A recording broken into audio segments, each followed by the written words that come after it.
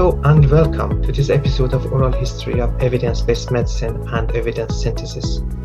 We started this series to document the starting and development of the technologies and methodologies in the field of evidence synthesis and evidence-based medicine in conversation with the leaders and the pioneers of this field. We document all this information to be part of the history for the new generation and the past generation and the future generations to come.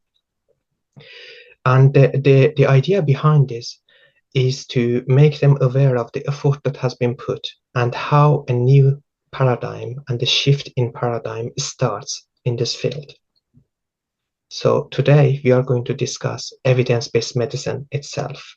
And our guest is no one but legendary Professor Gordon Guyatt, who is the scientist that coined the concept evidence-based medicine, an umbrella term for a lot of amazing concepts.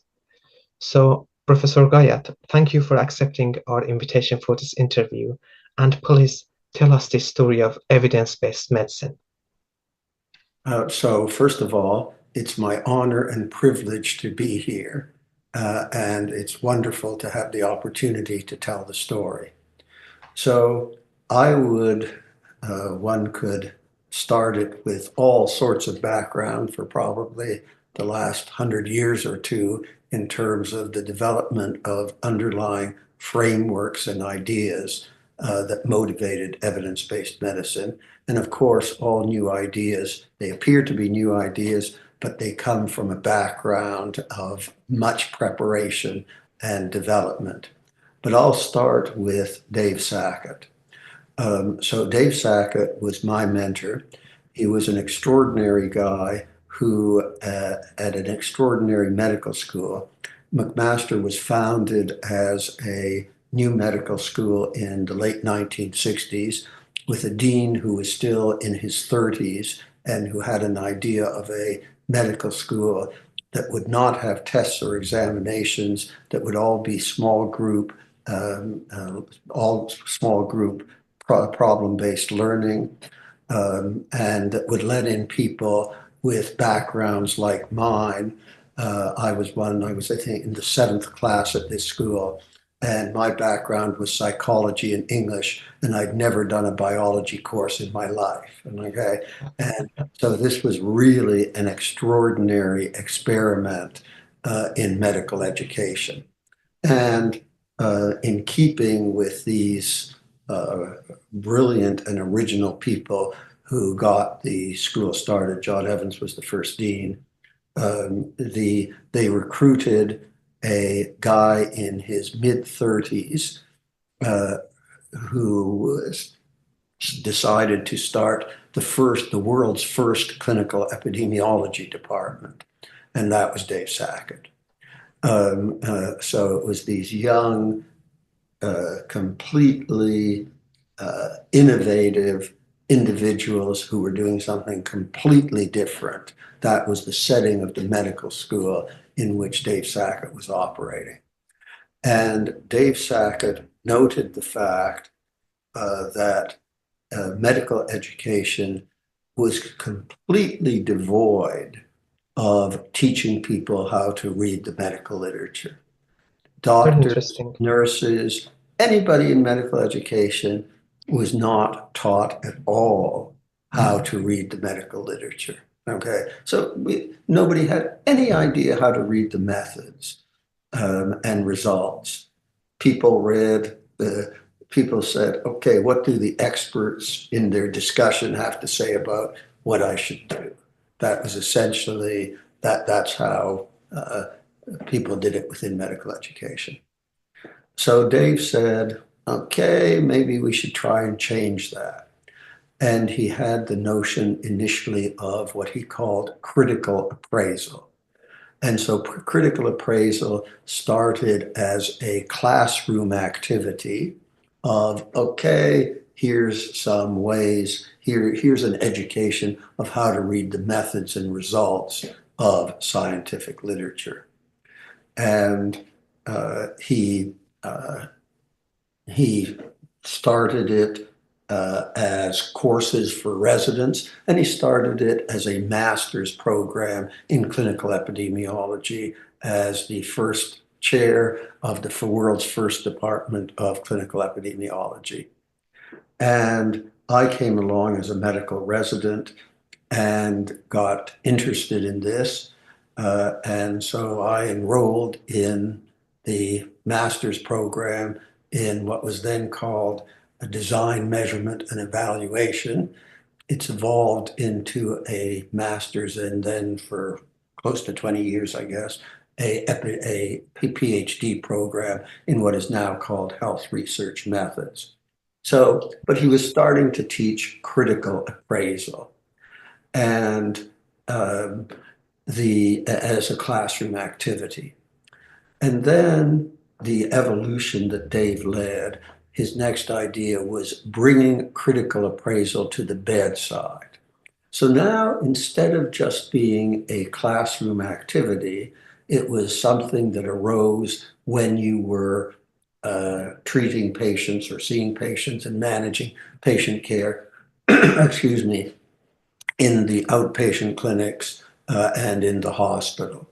And so now, instead of a classroom activity where you take an article and you look at the article and you learn about the principles, you now are starting with a patient. And you identify this patient has a problem. And the question is, how should we best manage the problem? And to manage the problem, we did something new that people hadn't been doing before at all, which is going to the medical literature and finding the best evidence to help us address the problem. Something completely new. And he referred to this as bringing critical appraisal to the bedside. So that was the next evolution in the process. And so now now I'm in the ClinEpi program. I now am getting the background to actually be able to properly read the medical literature and to interpret it. And I'm following Dave's lead of bringing critical appraisal to the bedside. So now I am on the wards and outpatient clinics, and I'm following this approach of saying, here's a patient problem. I'm not sure what to do. The medical literature might help me, so I better go to the medical literature and try to find out. And at the beginning, it was extremely challenging because we didn't have the internet.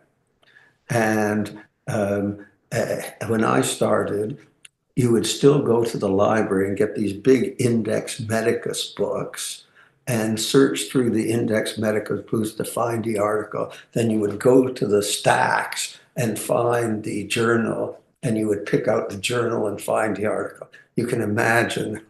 Yes, very time consuming. You can imagine trying to do evidence-based medicine. Well, then it came along, and then Index Medicus started to get electronic, and you would order discs, and the disc was come to you from Index Medicus, and you'd now have a computer where you could put. Anyway, it was rather primitive and not too realistic to actually be doing this in any remotely efficient way that would allow evidence-based practice.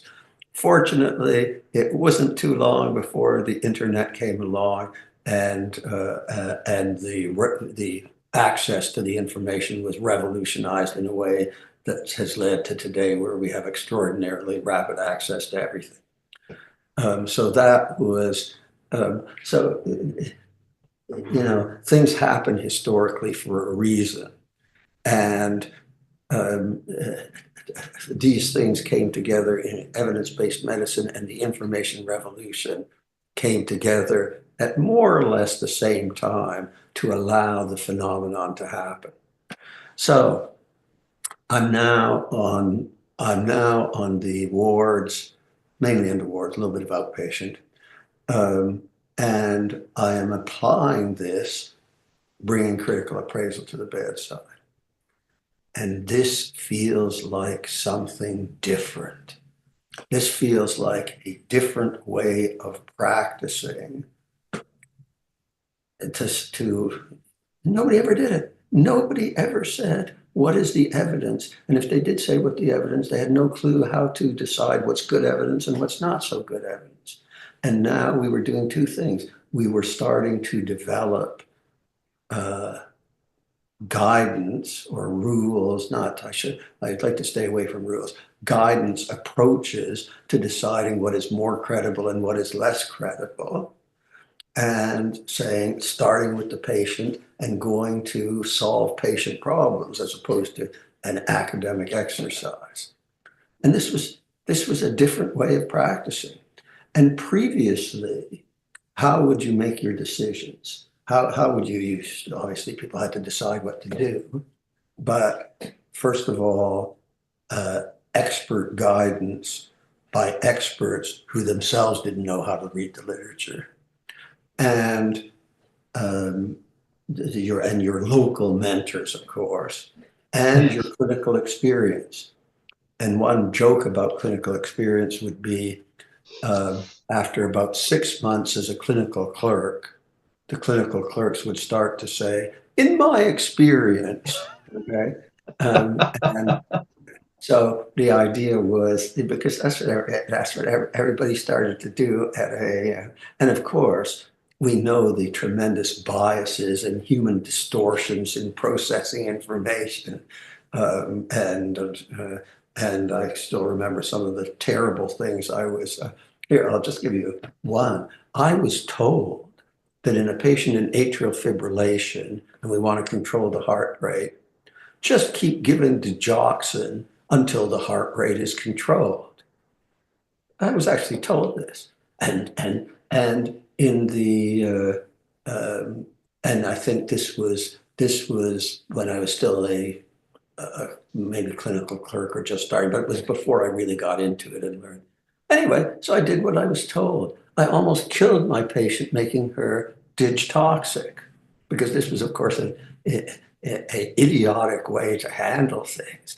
But that is the kind of really stupid dogma that had got, which filled medical practice at the time.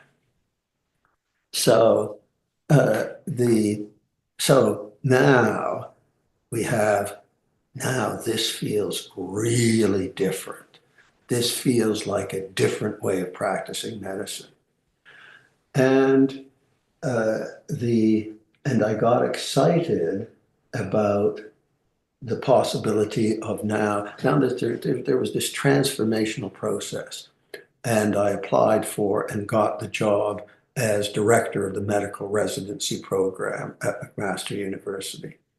And I've now done it enough on the wards and outpatient clinics that I had a clear vision of this as a new way of practicing medicine, because that's what it felt like.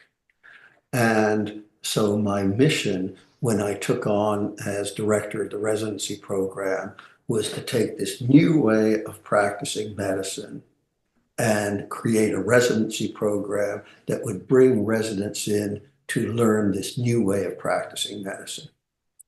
And so it was now my job to let people know as they apply for their residency programs what they would get when they came to McMaster. And I thought, okay, in advertising our program, we have to say, come to McMaster to do what? We needed a name for it, right?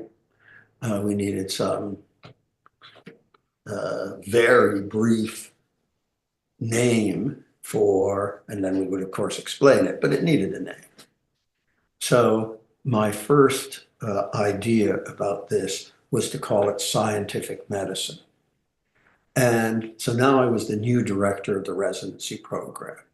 And the context of the time was that my McMaster, the senior faculty and the leaders were all basic scientists.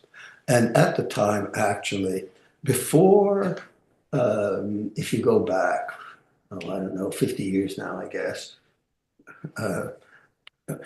maybe a little less as well. But anyway, you were told to be a real scientist, you need to train in basic science. And what we now see as clinical epidemiology was anybody could do it. It didn't require any particular training, just a medical training and common sense. So the people doing clinical research were not trained in clinical research. It was quite a different world. And anybody who they were starting to train, like our new clinical epidemiology program, we were starting to train people in clinical research. But the basic scientists were, this was, I guess for some it still is, this was second-class science, right? Yes. Much lower science. The real science were what people did in the labs and physiology and so on. And this was something that less intelligent or sophisticated people, and anybody could do it. It was kind of the attitude.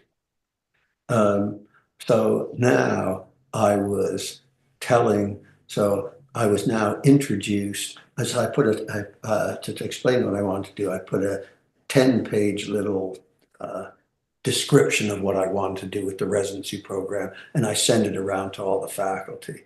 Unfortunately, years later, when evidence-based medicine became famous, some historian type came to McMaster and looked for this document, but it was lost. It's gone.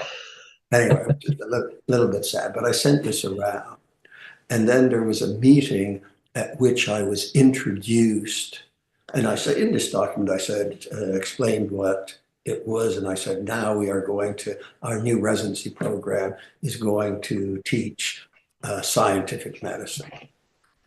And the evening meeting of the Department of Medicine. I was introduced by the chair as the new residency director. And everybody had seen this document. And the chair introduced me and said, well, are there any questions for Dr. Guy? And the first guy, who was a basic scientist, who asked the first question, was so angry, he was shaking when he asked his question, because they were the real scientists, and I was calling this scientific medicine, and they were the scientists. I was taking their science and degrading it in this way. So, and I was under attack. I was told by somebody who was sitting beside the chair that 3 times, I think I was answering questions for about 45 minutes. I was told that 3 times he started to rise from his chair to say, stop, enough, cut it out, please sit down, Dr. Guyatt. But each time I somehow managed to answer the question in such a way that he thought it was okay to let me go on. Anyway, at the end of this, I had decided scientific medicine was not the right term for what we were doing. There's got to be a different term than this. It's just going to mislead people and create such antibodies that it would be impossible. So evidence-based medicine was my second idea of what to call this. And that, of course, turned out to be a very catchy term. And so we now, the first, in 1991, I published a single-authored little paper in the American College of Physicians Journal Club. Brian Haynes, who was one of the great leaders of evidence-based medicine from the start, did all sorts of innovative things. Anyway, he had started the idea of ACP Journal Club, where he would have these one-page abstracts of the latest important studies in internal medicine. And it had a section of little editorials at the beginning. And one of the editorials was, I wrote myself, evidence-based medicine. That was a little editorial. And that is the first time that the term evidence-based medicine appeared in the medical literature. Of course, nobody noticed. But then Dave Sackett had a close relationship with Drummond Rennie. And Drummond Rennie was one of the lead editors at JAMA. And they started a series of papers called, I can't remember the exact name, but it had to do with the physical exam, the science behind the physical exam. What was known about all these, about the measurement properties of, because physical exam, of course, are tests. And so what was known about this? So they had this series. And Drummond Rennie was in Hamilton for some reason through the connection with Dave Sackett. And we came up with the idea of the user's guide to the medical literature to say, okay, there's this series going on about the physical exam, which ran for a while and got some attention. But then this was, okay, and another idea of teaching people how to read the medical literature, because there was nothing out there. There was nothing out there, right? It had not been part of medical education. So at the same time, so I've now had a couple of years as residency director under my belt, and I have developed this approach and trying to teach how to do medical practice in this way, where the fundamental principle is you start from the patient, you identify the patient problems, you're not sure how to manage them, and instead of the usual thing referring to some expert, either a local expert or see what some expert has written about it and look at their bottom line, or refer to your own clinical experience or physiologic rationale. Physiologic rationale is very big. Instead, you go and look for evidence according to new rules of evidence that says, here's what is credible and here's what is less credible. And so I started to teach this. And I've now decided the name of what I was teaching was evidence-based medicine. And so a number of us who were leading this, including Dave, was of course very prominent, we decided it was time to introduce this to the world. And we were not modest. We were not shy, okay? So the title, I believe, was Evidence-Based Medicine, a New Way of Teaching and Practicing Medicine. Okay, this is a new, because that's what, and it was. And so I had read a little bit about Thomas Kuhn's work about medical paradigms, okay, and change in medical paradigms. And the classic changes in medical paradigms was moving from the way we thought about human beings before Freud to the way we thought about human beings and the subconscious and so on after Freud. That was one fundamental change. And the other was going from Newtonian physics to the physics of Einstein and relativity and so on. So these were classic paradigm changes. So I said, oh, well, these are some paradigm changes. We've got another paradigm change here. So I was putting it in the category of like moving from pre-Freud to after Freud. So Newton to Einstein. And now it was old medicine to evidence-based medicine. So as I say, we were not shy about making big claims as to what we were doing. So I said, that paper refers to Thomas Kuhn and paradigm shifts and said, okay, folks, we've got another paradigm shift here in how we practice medicine. And it laid out what we were doing. It laid out a lot of what we were doing in the residency program to teach people about what this new evidence-based medicine. And that made a big splash. That paper made a huge splash. So much so, and the timing, you have historical phenomena. I don't understand maybe I don't understand really at all, but for some reason, the timing was absolutely right for this to get picked up.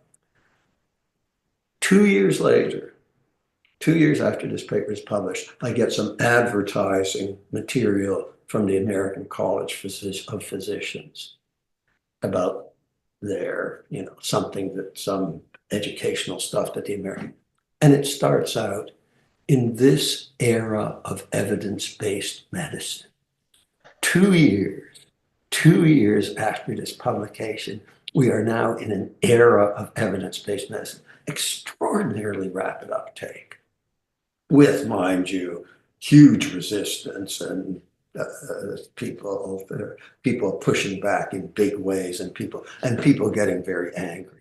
And again, we were not shy. I think we were somewhat arrogant, and we liked.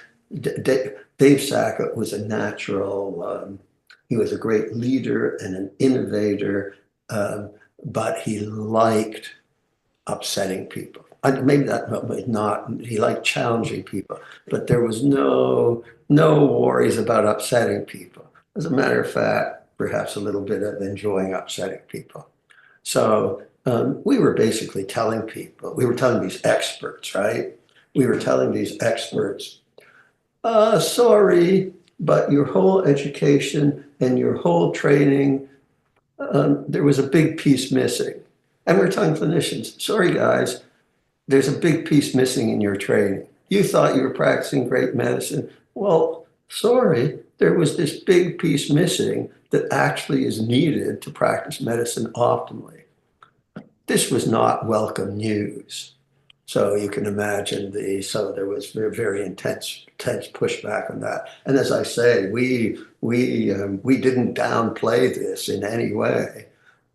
New paradigm for medicine, and sorry, implicitly, you haven't been trained properly to practice medicine. It's an implicit message, because we're now saying to be trained properly to practice medicine, you have to be able to read the medical literature and understand these rules and so on. And nobody's been trained to do that. So, but big splash, big uptake, and one of the things I continue to be pleased about, some of my colleagues wanted to respond to all these criticisms which were coming at us. I said, no, I don't respond to any of it. We just keep doing our thing. And our thing at the time, our big thing at the time, was to produce the user's guide to the medical literature. So we now had a series in JAMA, which made a big, between 90 and 92, the series started, and which made a difference. And JAMA was, and I think still is, the leading circulation medical journal in the world. So we're now big profile user's guide to the medical literature. So we're now not only saying, we're saying, okay, EBM, something new paradigm, and here's the curriculum for it, folks. Here's the curriculum. If you want to do it, here is the curriculum for it. So everything was right. We start producing this. As I say, I don't worry about the criticisms. I just say we're going to keep doing our thing, which a big part of our thing, or a huge part of the thing at the time, was the production of the user's guide to the medical literature. Why you called it evidence-based medicine? And I know that it has been translated in other languages sometimes to document-based medicine in other languages, because they don't have any other term for evidence. So let me address that. Yes. I don't know that I was thinking of it at the time, but why did I pick evidence-based medicine? And I don't remember exactly what I was thinking. It's a long time ago. But I have an analysis of why, which comes from what you just mentioned, which is there's been problems about translating evidence-based medicine. And it's not that they don't have a term. It's that the term, or as I understand it, my only language is English, but as I understand it from talking to other Romance languages, the term evidence, or the word with the closest, coming from the same roots as evidence, in other languages is proof. or truth. So evidence is, when you have evidence, you have the truth. Well, this is exactly the opposite of evidence in the way we think of it. It is not the truth. As a matter of fact, the fundamental principle is you never get it to truth. You get closer and closer and closer. You hope you're very close to the truth, but you never get there. You never have perfect knowledge. That's the underlying principle of EBM. And so it is, so the reason that the word evidence is done so badly in other languages, or the words that come from evidence has done so badly, because it means truth in these other languages, as I understand. And when I think of it, where, before evidence-based medicine, where, if you say evidence, what's the context that immediately comes to mind? I think for many people, I think for me, it's the courtroom, right? People come and you're trying to make a decision and you have evidence, that if let's say it's a criminal trial, you have evidence that the prosecution puts forward, you have evidence that the defense puts forward, and then somebody considers all this evidence and makes a decision about what they think the truth is. Interesting. Perfect metaphor, right? It's exactly what we do. We may have evidence suggest this, maybe we have one study suggest this, one study suggests that. Somehow you have to put it together and decide what your best guess as to the truth is. So I think, although I wasn't conscious of this at the time, as I remember, about where it came from, I think that subconsciously was where it came from. Because as it turned, and as I say, that only came to me when I heard that in other languages, evidence means truth, and in English, it does not mean truth. As I say, in the courtroom, it's evidence about this, evidence about that. Somebody has to weigh the evidence and decide. But really a perfect metaphor for what we do in evidence-based medicine. So I think that's how, I think that's what was going on subconsciously in my mind when I picked evidence-based medicine as the term for it. But also you referred to David Sackett and the clinical epidemiology. And I remember once I couldn't actually find the evidence, but I read that evidence-based medicine is the clinical epidemiology. Well, no. I don't think they are exactly the same. David Sackett's, there were other folks who were writing about what became clinical epidemiology. So a little bit about the background of clinical epidemiology. So there was epidemiology, which was essentially a public health activity. And you go back to, everybody goes back to the Broad Street pump where they figured out the source of the cholera in London in 1850 or whatever it was. Anyway, so there was this whole public finding out that hypertension was a bad thing and people with high blood pressure died early. And so you have this whole population health epidemiology. And now the idea was to take the principles of epidemiology and apply them to clinical practice. And clearly you have to come up with all sorts of new stuff in doing it. And so now you're applying the principles of epidemiology to clinical practice. What are we going to call that? Again, it needed a name. Name clinical epidemiology. And the population, and there was an interesting, medical students had courses in, one of their courses would have been epidemiology, which of course they have absolutely no interest in, and they would learn whatever they have to learn and then forget it immediately. And then clinical epidemiology came about, and with evidence-based medicine, it was now saying, okay, practice medicine optimally, and instead of examples from public health, you gave examples of should we treat with A versus B in some common condition. And very quickly, the public health people got evicted from the teaching of medicine, essentially, and it was replaced by clinical epidemiology. And then the title of his book was Clinical Epidemiology, a Basic Science for Clinical Practice, or something very close to that. Okay, so clinical epidemiology, these principles of how to decide what is more and less trustworthy. And we can get into the evolution of EBM, which is much more than that, actually,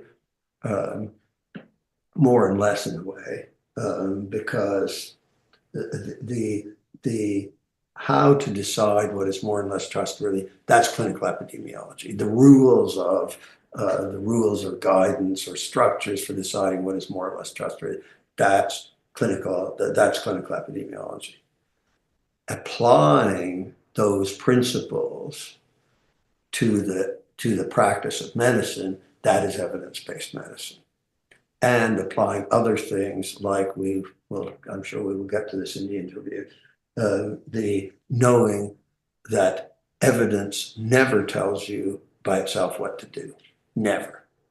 So always evidence in the context of people's values and preferences, which as EBM involved, you realize that. So yes, actually. EBM is less than clinical epidemiology in that developing these structures and all these rules and guidance for deciding what is more and less trustworthy. That's done by methodologists, okay? And evidence-based medicine is what is done in practice by clinicians. Yes. Right? So you have clinical epidemiology, which is the science of how to decide what's more and less trustworthy. And then there is clinical practice. So there's clinical epidemiology and there's evidence-based medicine. Evidence-based medicine is taking this and other principles developed by the same people who are developing the rules for deciding. So for instance, as methodologists, we decided that evidence never is enough, right? That was, as scientists watching this process of evidence-based medicine, that was part of what the insights we gained. So Let's get into that, yes. There's all this science going on in the background that provides the structures, the background, the educational principles, the curricula for teaching people to do evidence-based practice. And that is evidence-based medicine. For evidence-based practice, you refer to the patient's values and preferences. And there is a famous Venn diagram showing that evidence-based practice is the overlap of clinical experience or judgment. There is the clinical evidence or relevant clinical evidence, and then there is patient preferences. And all of this, now people have added a context to it as well. With all of these three happens. Using evidence and clinical practice and clinical experience and patient preferences is actually the foundation of evidence-based medicine. So junior doctors, they don't have much clinical experience. Should they avoid practicing evidence-based practice because they are missing this piece? Well, I made the joke earlier yes. in the interview that it's only in 6 months that they're ready to start referring to their clinical experience. First day you're on the wards or in the outpatients, you come back the second day and you already have some clinical experience, okay? And we probably, the nature of the joke is that we're probably too quick to start relying on our experience. But you just see something once, you see it the second time, and what's on your mind is what happened the first time you saw it. It's a very quick process, probably, if anything, too quick. But yes, you should, hopefully with the appropriate reservations and self-doubt and acknowledging one's uncertainty, yeah, you can start referring to your experience very early. Yeah, we have another with respect to procedures. There's a way, I guess people still use it, but see one, do one, teach one, right? That's and that is, you know, the medical practice is also an apprenticeship. It's like learning to be a carpenter or an electrician or whatever. It's an apprenticeship. And you're supposed to pick up things very quickly. See one, do one, teach one. Okay. You know, and quite frankly, the second year medical residents. So the way our program is, and I think most programs in Canada, residents are in their second year of training, and they now run the hospital at night, right? They see the patients in Emerge.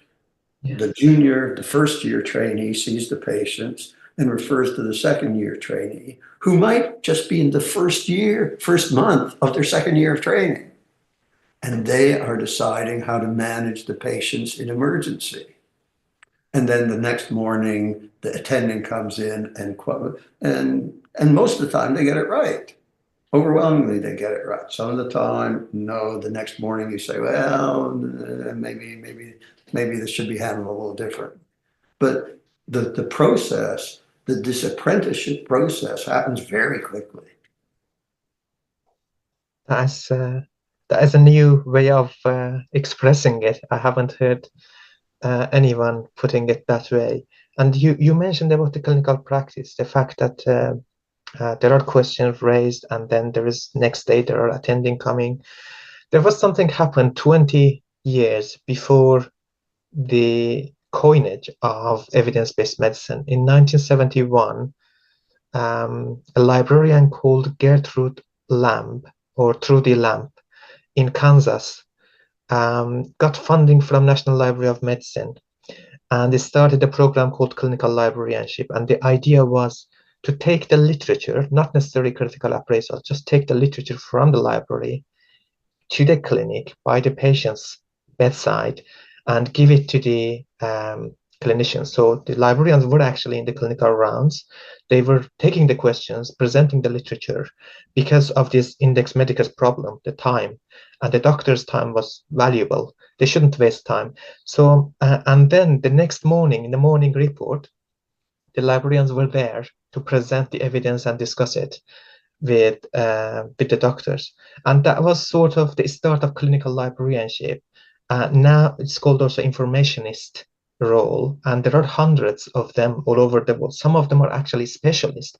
So we have clinical librarians in kidney department, in gastroenterology, and they are expert in that sector, but they never called it anything. They just said that what we do is to just getting the medical literature closer to the clinical practice, and then it is up to clinicians to take it or not. And in 1984, I think it was the American Cancer Society that for the first time they published guidelines that they have referred to the medical literature and evidence for their recommendations.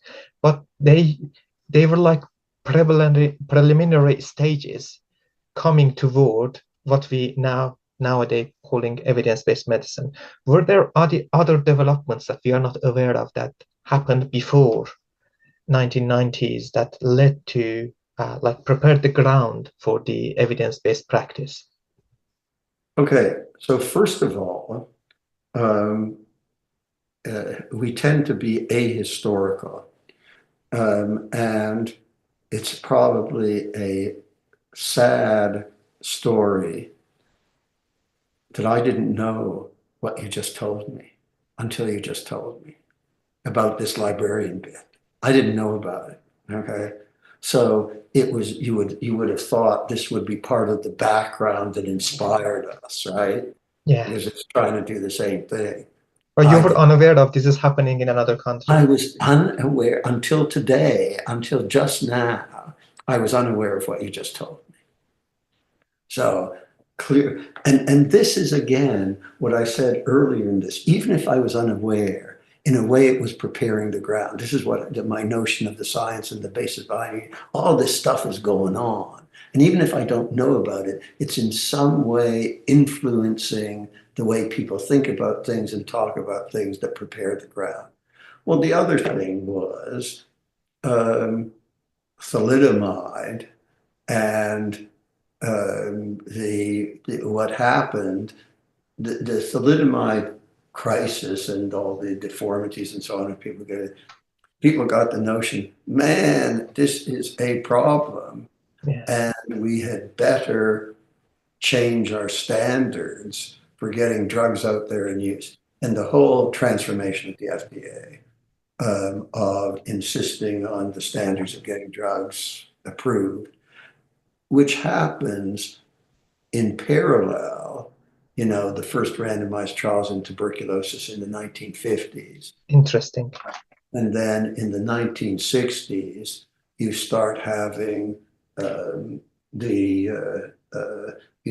people accepting that we need randomized trials if we really want to know what's going on. So that's another huge. So I told you about epidemiology has these principles for finding out that the Broad Street pump was causing cholera in London, Yes. and that hypertension is killing people and so on. But that's very different from deciding on treatment A versus treatment B, right? Yes. So you now have some epidemiologic principles that now have to be transformed into the scientific principles for deciding on what treatment to use. And so then the randomized trial becomes central to clinical epidemiology as a way of deciding. So that's happening. So by the time EBM comes along, and even the series that Dave produced, I haven't mentioned this already, but he produced a series that made a big impact, published in the Canadian Medical Association, called The Reader's Guide to the Medical Literature. Okay. And when I came along and said, okay, yeah, that was great, these Reader's Guide to the Medical Literature, but we need something different. This Reader's Guide was essentially a classroom activity. What we need is something different. We need a user's guide, the users being the clinicians, okay? And so the Reader's Guide to the Medical Literature provided the basis for then the transformation to a user's guide to the medical literature. Wow. I had no idea. I didn't know about Reader's Guide. I didn't know about Reader's Guide. It made a huge splash. So here again, the basis, if you go back, the first publication was in 1980 or something.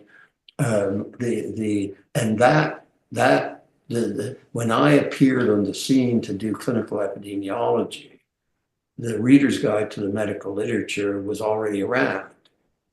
And it made a big splash, That was the days when you requested reprints, and there were thousands of requests for reprints of the Reader's Guide to the Medical Literature. So where was I going with that? That was the history before 1990s. So you've told me about what these librarians were doing, which till you told me didn't know about. But yes, that's another. Even if I didn't know about it, it was in some way influencing things, just like the Reader's Guide to the Medical Literature. Very interesting. And EBM started evolving. It wasn't something happening at one point. There were lots of things involved that led to starting of this paradigm shift. And you mentioned Thomas Kuhn's paradigms. And after Thomas, there was another science philosopher, Karl Popper. Oh, yes. And how do you find his influence? It's a long time, sadly, it's a long time since I even thought about Karl Popper. but Karl Popper was, you'll have to correct me if I remember, if my memory is not correct, but the essential thing that I remember about Karl Popper is what is science is things that you can prove it's wrong. If you can prove it's wrong, then that makes it science. If it's impossible to prove it's wrong, then it isn't science, right? That's what I remember about Karl Popper. And Yes. So yeah. And yes, that that's a nice insight. It's not but not particularly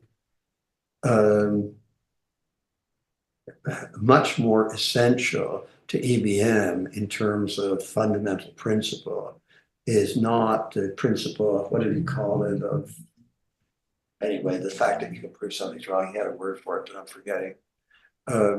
But the notion that we can never get at the truth. And the best we can do is to provide evidence that brings us closer and closer to the truth. And we have, and then what underlies that is the notion of quality. We're calling it certainty, that it's a continuum, right? And within grade, which then is another big part of the story, is grade. That we have this notion of a continuum of evidence. We break it into 4 categories: very low, low, medium, and high certainty evidence, but it's a continuum from, man, we have no idea, to we're getting close to the truth. We think we're getting close to the truth. And there's a continuum along that.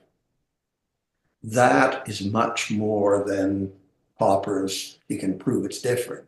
That is a notion of a continuum of certainty from being very uncertain to we think we're getting close to the truth. That would be the underlying fundamental scientific principle that I would allude to for EBM. Absolutely. And yeah, so Popper's ideas were actually ahead of all of this happening. The thing is that because Thomas Kuhn had more time to be on the shelf, many people read it more. But also Karl Popper was the one who said that science is autocorrecting. So whatever we learn in the medical school, it's already old. We have to update it continuously, Yes, and there is no other way. And that is obviously a key principle of EBM, and still, it's still, it is still, for instance, central to the fact that we now are saying we need living systematic reviews and living guidelines. That is, we're only getting to that autocorrection now. Yes, it is gonna be a long journey because of the resource limitation. I think we don't have enough people. We need to automate and all of that. But you started from the cholera in London with John Snow, and then you moved to the Thalidomide story, and then the Librarians, and then now we are in 1991. EBM is now, for the first time, has been mentioned. It is evolving. How did it evolve to take over the world? Well,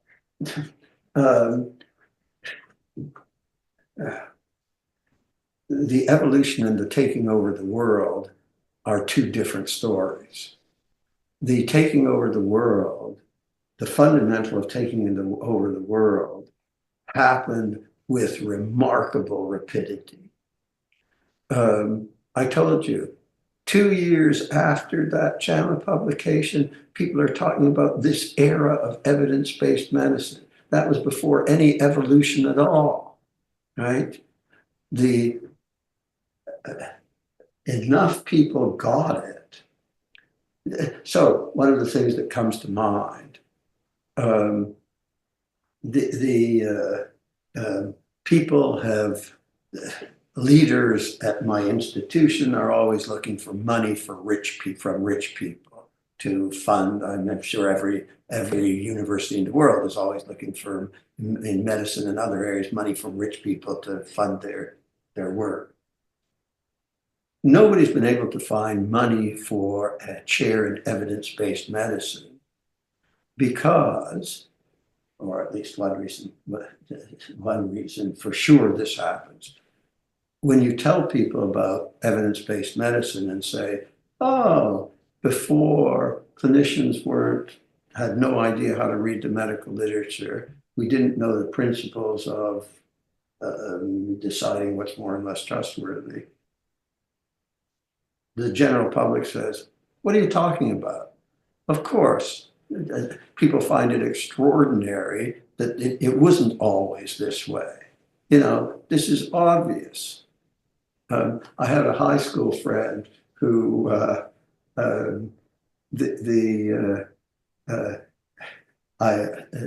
very nicely, I received the highest civilian award in Canada, which is called the Order of Canada. I'm an officer of the Order of Canada. And I met a high school friend who 30 years after high school, I ran into him and we got together after not seeing each other. And he came over for dinner and it had just appeared in the newspaper that got this Order of Canada. And he read what I got it for and he said, I think they should give one for me. What's this? This is obvious. Of course people should know about this. You know, what is, you know, people find it, the general public finds it mystifying that this wasn't always the case. Where did that, I'm trying to think of why that was. Oh yes, so you were asking about the evolution and how it took over. It took over before it evolved. As a matter of fact, at the beginning, it was, we did not realize that evidence never tells you what to do. At the start, we were still in a world as if the evidence would tell you what to do. And as a matter of fact, moving people away from that is still sometimes a challenge. So we didn't get it. We did not get it. If you look at that 1992 paper, patients are absent. Values and preferences are not part of that discourse in that first paper in Introducing Evidence-Based Medicine. It's as if the evidence actually tells you what to do. We didn't get it. And the uptake was immediate. The uptake was extraordinary somehow we were in the right time, at the right place with the right idea, where it was like an explosion. The uptake was, now there was huge resistance and pushback and so on. But despite the huge resistance and pushback, it was an explosive uptake. Within not so many years, it was part of life, getting your approval to have a medical school, getting or to you know, when people come and say, you know, with a process where somebody in authority comes in and says, okay, can you continue to run your medical school, or can you continue to run your residency program? You had to have programs in evidence-based medicine. It was part of the rules. You know, you have to have programs in this. Just in a few years, to run your residency program or your medical school, you had to be teaching evidence-based medicine. Just explosive uptake. And it wasn't about paying attention to people's values and preferences. It was simply reading the literature and being able to make inferences from the literature. Which, by the way, part of the story is we realized at the beginning, we thought, hey, everybody's going to be able to read the methods and results. We now know that that's completely unrealistic. Okay? Yes. So the initial start, okay, when Dave Sackett started, we're going to do clinical appraisal, we're going to teach people to read the methods and results. As it turns out, and that's when I started to run this residency program. That's what I thought. It turns out to be completely unrealistic. So that the whole notion, so we still teach, and it's still evolving. many of the leaders in we're still, I can tell you that that's another story, but many of the leaders in evidence-based medicine still don't get it, that they still go out teaching clinicians how to do critical appraisal. Like, forget it. You know, they're not going to do it. It's completely unrealistic. Oh So, my, I love that you actually mention and admit this. we write a paper in 2000. In 2000, we write a paper. So I run the residency program for 7 years.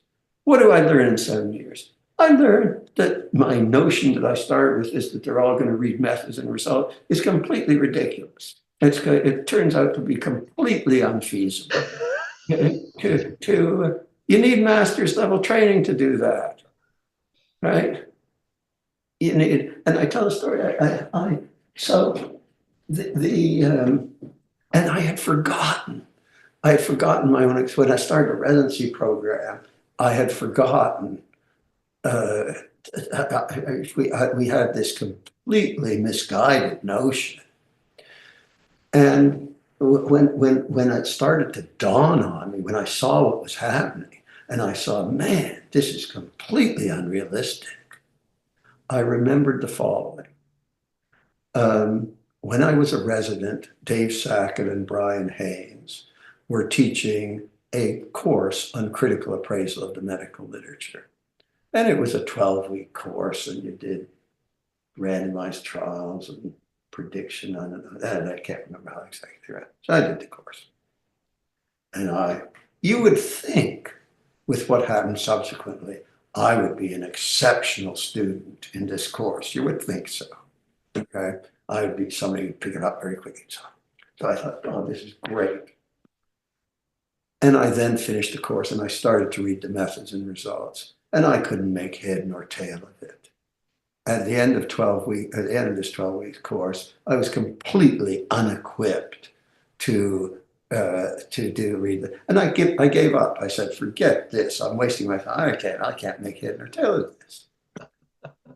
And then I started into the master's program.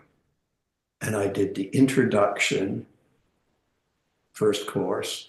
And then in the second term, there was a randomized trial course and a statistics course.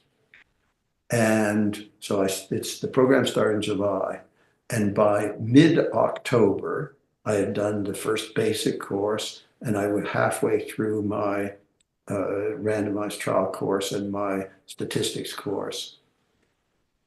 And then I said, hey, I now kind of get it, reading the methods and results. That was the time. That's what it took to get me to be able to have a clue of reading the methods and results. And when I started running the residency program, I'd forgotten that. I'd forgotten that that's what it took me before I could read the methods and results. And anyway, so that became, so in 2000, and in 2022, a colleague and I had to write another paper saying, look, medical educators, as I talk, I tend to get more and more extravagant, and maybe I shouldn't, but to say it extravagantly, look, you dopes, we've known for 20 years that teaching critical appraisal is completely unrealistic. Nobody's going to be doing this. So let's figure out what we should teach them. Let's figure out what they can do. Let's figure out what they actually need to do and focus our education on those things. And what they need to do, as it turns out, they need to be able to understand the summary of findings table. That's what they need to do. Okay? They need to know what a relative effect is, and they need to know what an absolute effect is, and they need to know what a confidence interval is, and they need to know what certainty, high, moderate, low, and very low certainty evidence is. Brilliant. That's what they need to do, and that's what we should teach them. Now, I still spend much less time, but I still teach them the critical appraisal. Why? Why do I bother with it at all? because you want to convey the message that there is a credible scientific approach that allows appropriate inferences about what is high certainty and low certainty. Okay? You want them at one moment you want them 5 years down the line is, I remember that for 5 minutes, I understood all they can remember is randomization good, non-randomization not so good. That's about all they actually will retain. But they will have a vague memory of, oh, I remember there was something about good randomized trials and not so good. And if you ask them what it was, they will not be able to say concealment. They probably won't even be able to say blinding. They almost never are able to remember loss to follow-up. But I mean, I don't know. This is complete speculation on my part. You ask me, what's the evidence behind what you're saying? I don't know. But this is still the basis on what I do. They still have the notion there is a science behind this. And there are people who can tell when somebody tells me this is high certainty evidence versus low certainty evidence, there's a science behind that and I can trust it. And there was a moment where I kind of understood more or less what that science was. And so what I retain is that there's somebody who knows about this and can tell me that this is more trustworthy versus less trustworthy. But that's all we're trying to do. When we teach the critical appraisal, all we're trying to do is give them a sense that there is a science behind this that they can trust. And then our teaching should all be about, okay, what do you do with low certainty? What do you do with high certainty? How do you incorporate people's values and preferences? What's a relative risk? What's an absolute risk? What's a confidence interval?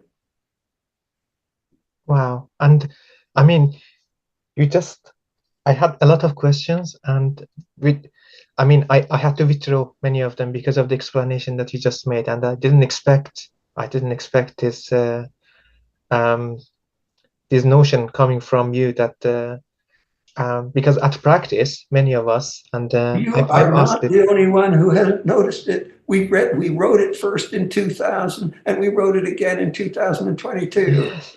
Well, still, I mean, because right now people are still teaching these courses, and they are teaching. I'm still pushing back all the time. I'm still giving, talks about, Yes. I'm saying this, and there is still resistance among the teachers. There is still resistance among the teachers to getting it, to say, look, I tell them, you go to a big medical audience, who in the last 6 months has read the methods and results of one paper? Okay, nobody. Like, come on, you guys get it? That is exactly what came up in the other interviews, including I was discussing this with John Brassi, and gave me statistics that when he was working as a librarian before starting to read database, and said that we provided the answer or the document that gives answer. Nobody asked for the full text. Nobody. They never come. And I have been a clinical librarian, and they asked the question. I gave them the answer and the documents that has the answer. They never ever ask for the full text. They just take it. I mean, I had disclaimer. I said that if something happens, it is not my fault, but they don't just read it. So It's simple. Here's when I teach, it's not unusual for me to say, who has ever just read the abstract of an article? That's all you've read, the abstract. Everybody puts up their hand. And then I say, who has ever just read the conclusions of the abstract? The little line, conclusions, nothing else. And everybody puts up their hand. Right? This is, they don't have the time and they don't have the skill.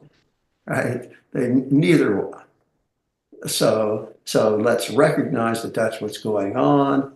Well, and this is the year 2000, to me, represents a shift of our activities from the teaching of clinicians to the development of guidelines.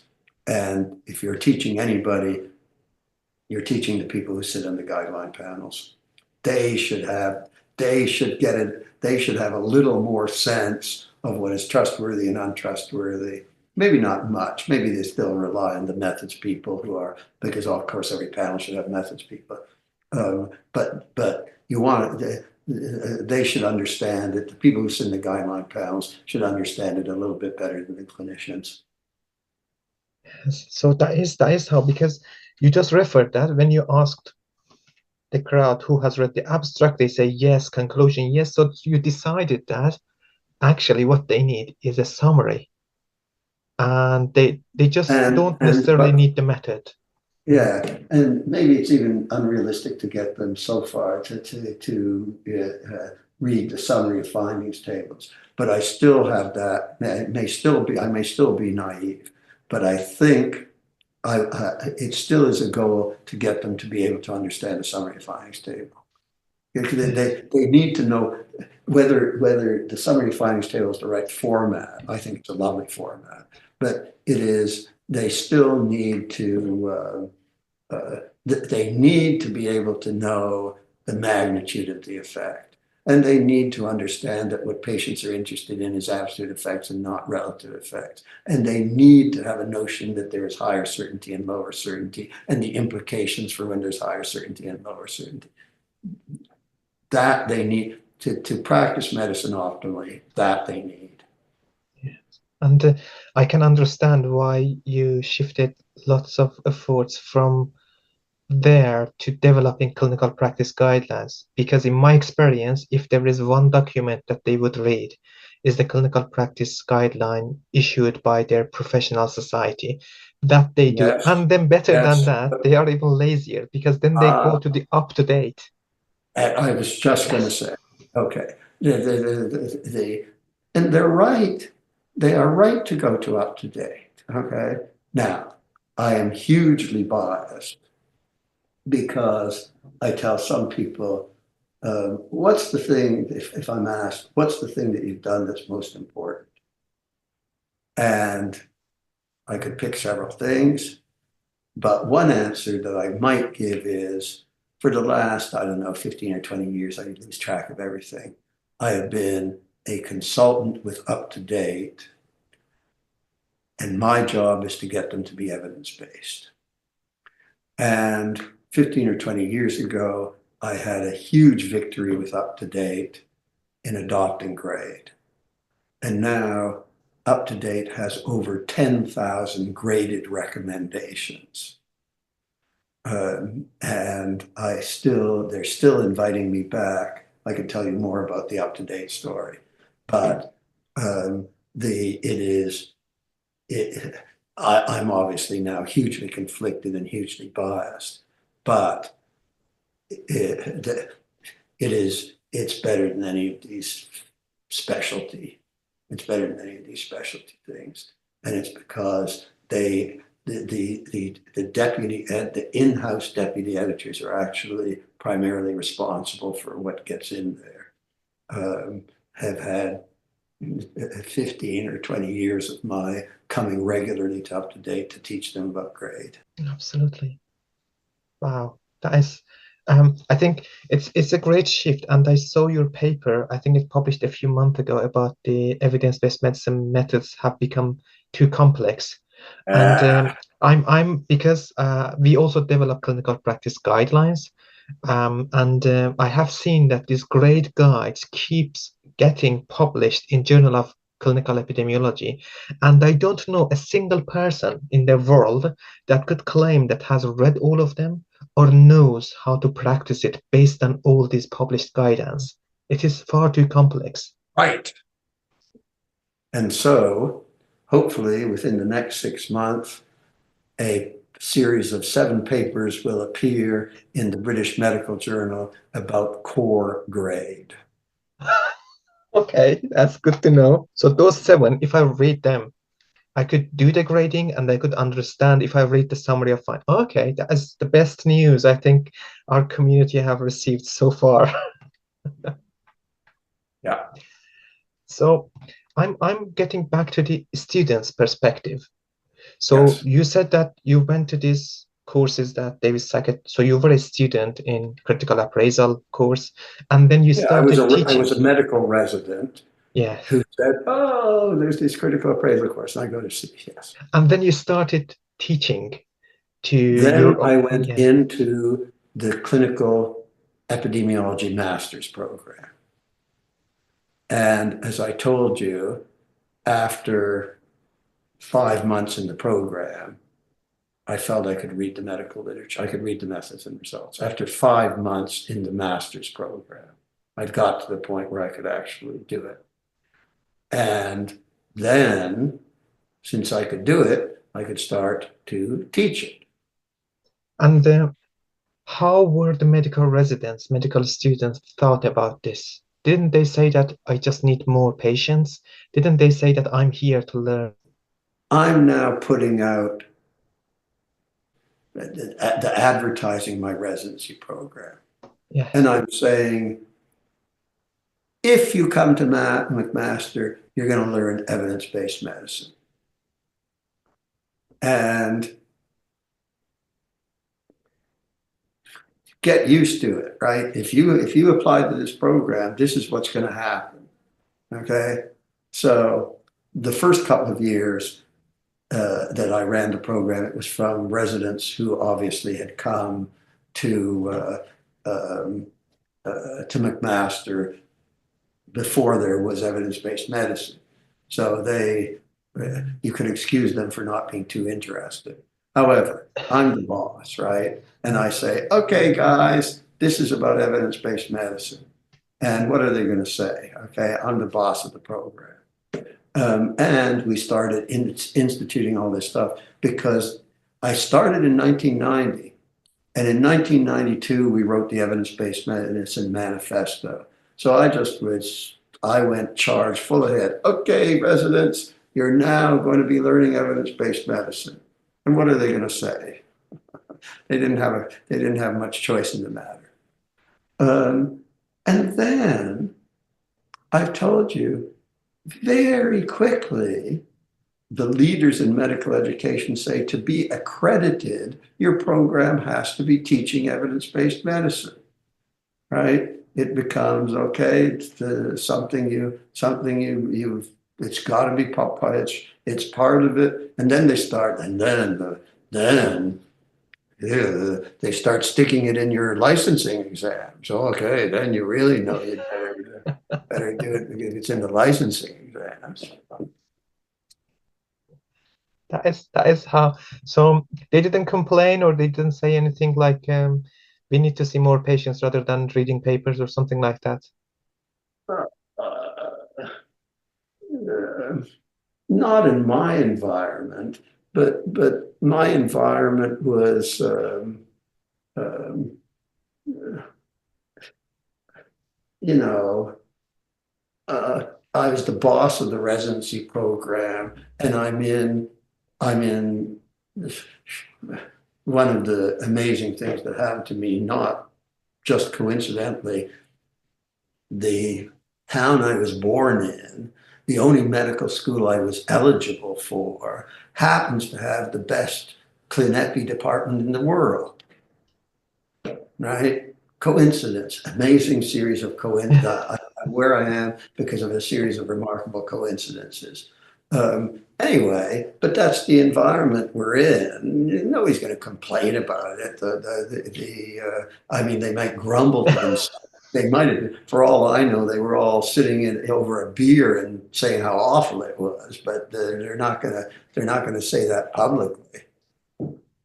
So you mentioned about teaching and teaching the medical residents, and with the teaching, it comes the variation in the practice of teaching itself. So you mentioned that JAMA's users' guides to medical literature sort of provided material for the curriculum, but the studies shows that there isn't a standard curriculum like internationally to teach evidence-based medicine, and that is one problem. And we don't have enough eligible, qualified educators to teach evidence-based medicine, and that has been sort of blocking the introduction of EBM to more and more countries and schools? Is there anything that people can do about it? First of all, get it what you're supposed to be teaching, right? As we said earlier, you know,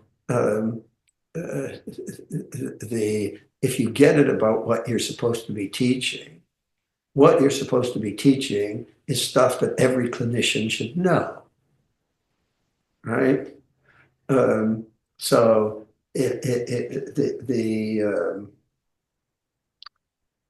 so yeah, we should have. I mean, we ran for 30 years how to teach evidence-based medicine, and then the market dried up. Our interpretation of the way the market dried up. There may not be enough people worldwide, but there's sure enough people in North America.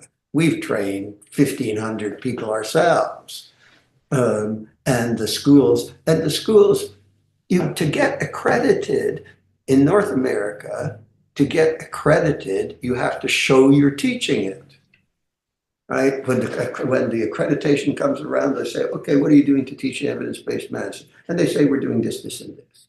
And they say, okay, you're doing this and this. They obviously have teachers. Maybe the teachers are no good. I don't know.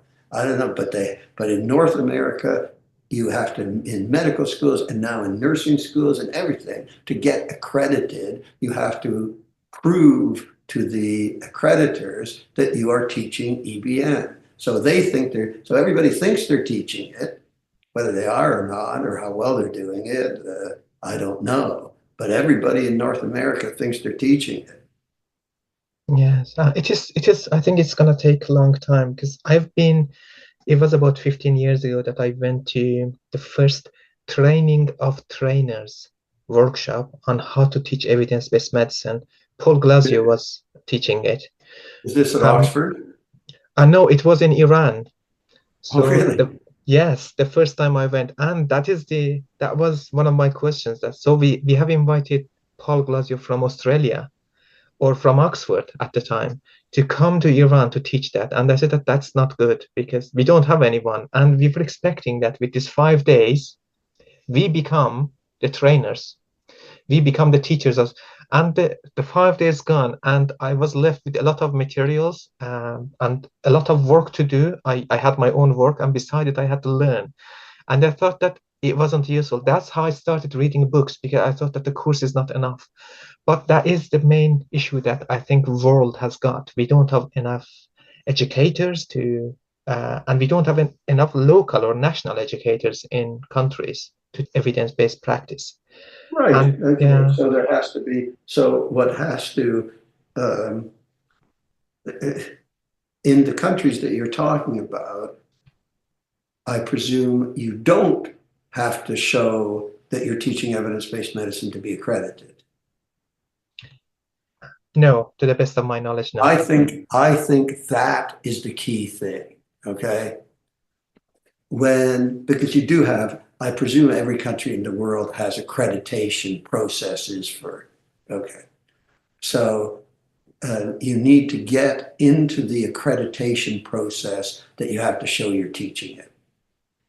And then you have to show you're teaching it. Now, people may be, then you have to do something.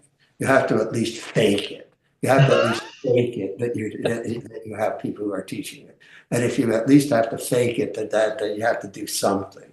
I think that would be. I think the huge thing about that got it to an extent. Now it's still problematic. It is still definitely problematic. But the huge step to have something on the ground has been the fact that at accreditation you have to prove you're teaching it. That is a lesson for many of the countries who have not adopted evidence-based medicine yet. And we also discussed, we mentioned grade as an alternative. So I usually tell people that there are multiple alternatives. If they don't want to learn evidence-based medicine, I say that read your clinical practice guidelines, use the summary apps that have the clinical practice guidelines in an app on your phone. And the third option is clinical librarians. I said that if you have clinical question and you couldn't find answer, go to clinical librarians. And great. Sorry, Yes. you have not mentioned the world's #1 resource, which is actually where they go. Is it MacMaster Plus? It's UpToDate. Yeah, I try to avoid mentioning it too many times. Why? Because there are other apps as well, so it is not the only one. No. But yeah, I know that I haven't seen any residency or medical student who hasn't got UpToDate. Right. But So there are other apps, and I don't want to single out since one they've of them. all got it, since it's so accessible. Yes, that's why I mentioned the app. Obviously, I've told you I'm hugely conflicted, but Yes. I'm gigantically conflicted. But tell me something else that has 10,000 graded recommendations. Yes, I know. I mean, even when I was practicing, I mean, um, my master's was in between 2008 and 2010. And at the time when I was practicing as clinical librarian, it was the first clinical librarianship project in Iran. And what happened was that whenever it finished, and then they said that teach us how do you find the answers. And I had a workshop to tell them because my master's finished, the program finished, they needed a way to find the answers. And I was teaching them, and one of them said that um, wouldn't we using UpToDate? And I said that I know that it exists. And then they said that all of them had it on their phone. And regardless of having it on their phone, they were coming to me asking, in 3 months, they asked 120 something clinical questions that they couldn't, because not everything is in the guidelines. But that is, even then, people had it and they were using it. And now there are other apps as well. That I mean, in all of the researches, UpToDate comes first, and I've mentioned it in one of the recordings in my channel as well. But still, there's clinical key, there is clinical evidence that BMJ issues, there is JAMA evidence, that there are other apps in the market as well. But okay, but the one of the things you might do is evaluate them for their Yes. usefulness. Yes, I think there are evaluations out there as well. Yeah, but you know what Dave Sackett had, he had a great phrase, voting with your feet. Yes. And I would submit it's no accident that everybody goes to UpToDate. Yes. And that is how people also immigrate from one country to another one. That is how they are voting. That's what they like. Oh, and by the way, I have 2 sources of people who come and want to do graduate training with me. Probably still #1 is China, but #2 is Iran. I have trained a whole little army of Iranians. Yes. And you wouldn't imagine that how many evidence-based medicine centers we have got in Iran. Almost one in each university now, which will be about 40. Yes. And I was fortunate also, just like you, that you said coincidence. My undergrad degree was in a university that started the first evidence-based medicine center, Tabriz. And I was lucky to be there. I was lucky they invited people from all over the world, even from Oxford, from Australia, from Canada to teach. And that is how I got involved. And I wasn't supposed to be who I am now. I was going to be sitting behind my desk and reading my books and enjoying a clerical work. But I got dragged into what we are doing now, and I enjoy it every day. But yeah, I mean, it has been great influence, and people keep mentioning evidence-based medicine in their daily practice. Find the evidence. Where is the evidence? Show me the evidence. And I have been there. I was in morning reports. I was in I was working in emergency department where there is no time. And some of the emergency departments are very fast-paced. I mean, there were days they know what it was coming to me because they didn't have time. So I took my laptop and sat in the middle of the emergency department so that they don't have to actually go somewhere. So it has been amazing, and it's a religious experience just to see how people use the evidence in practice. And I'm really grateful to you and the evidence-based medicine for having this chance. But I wanted to get into the alternatives to getting a master's degree. And yes, up-to-date clinical practice guidelines. And I wanted to open the discussion on grade, how it is started. When grade got started, people were confused. It wasn't even clear. And one of the first big insights of grade is we need to separate the certainty of evidence from the strength of recommendations. Okay, that was actually a big insight at the time. So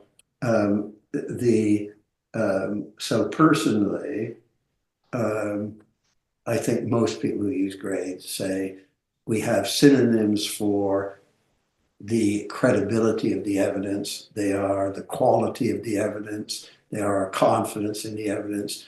Our favorite now is the certainty of the evidence. And then that is something separate from the strength of the recommendations. So quality, certainty, confidence, credibility of the evidence, strength of the recommendations.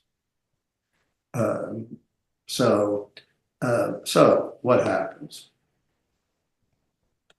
So by 30 years ago, guidelines have not, medicine is undergoing a transformation where formal guidelines, which 50 years ago basically didn't exist, formal guidelines are now becoming popular.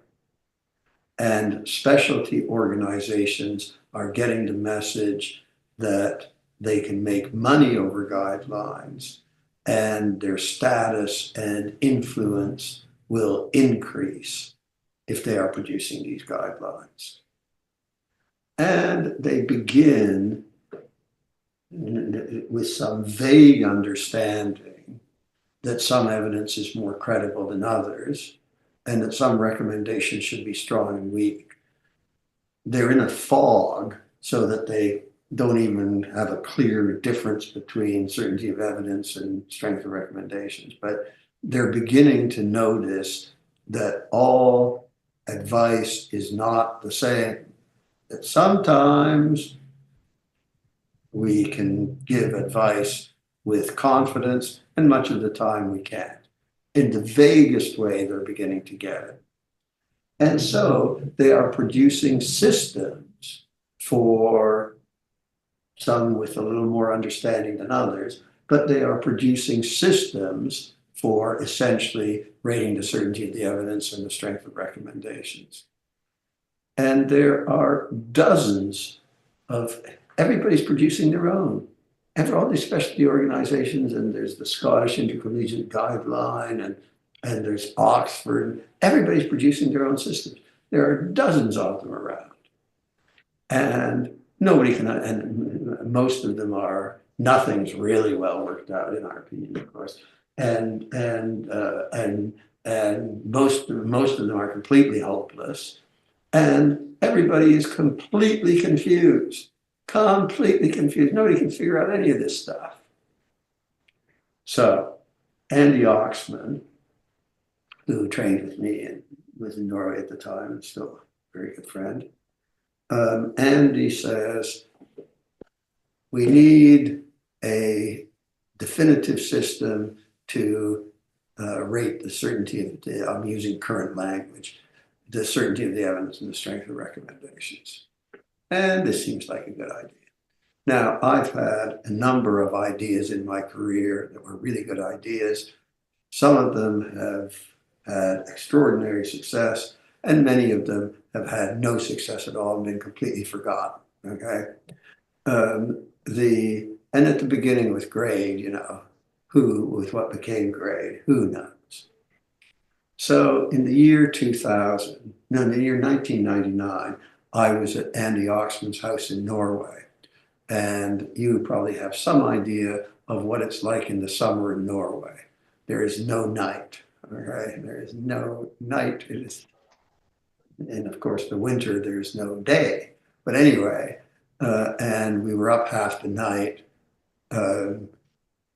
arguing. We've had great arguments but they're very nice arguments. We actually listen to one another. Anyway, working out what we worked out at that time was the basis, the fundamental basis of what became grade. And then in the year 2000, we started at Andy's initiative. He was the engine. At Andy's initiative, we started to have a group where we invited, I don't know, 10 people initially and so on. And we started to have meetings where we started to develop the principles of grade. And we met, I think, 3 times a year, this small group of people, between 2000 and 2004, and developed, and we looked at hundreds of, I'm sure at least a couple of hundred clinical questions, and said, okay, how does what we're working, how does it apply to this? And by 2004, we had the basics down. And in 2004, we published a paper in the BMJ about grade.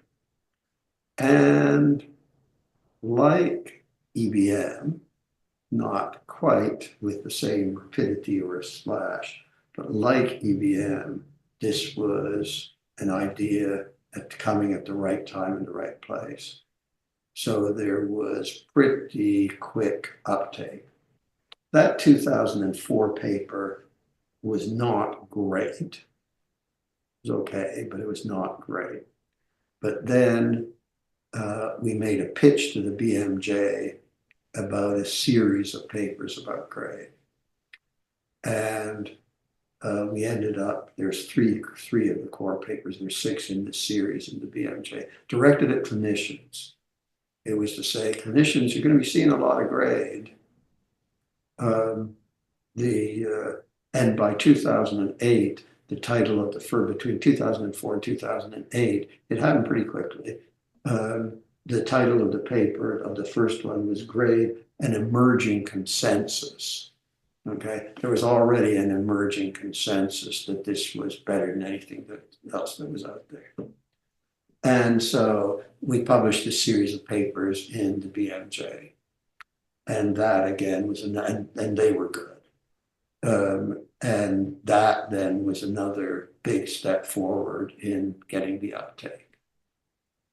And then in 2010, we made the pitch to the Journal of Clinical Epidemiology for a series of papers with a different audience.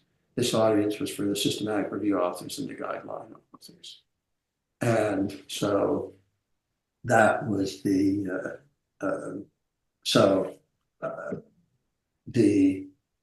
and the first 15 of those papers, or maybe 13 or 14 out of the 15, that was what we would now call core grade.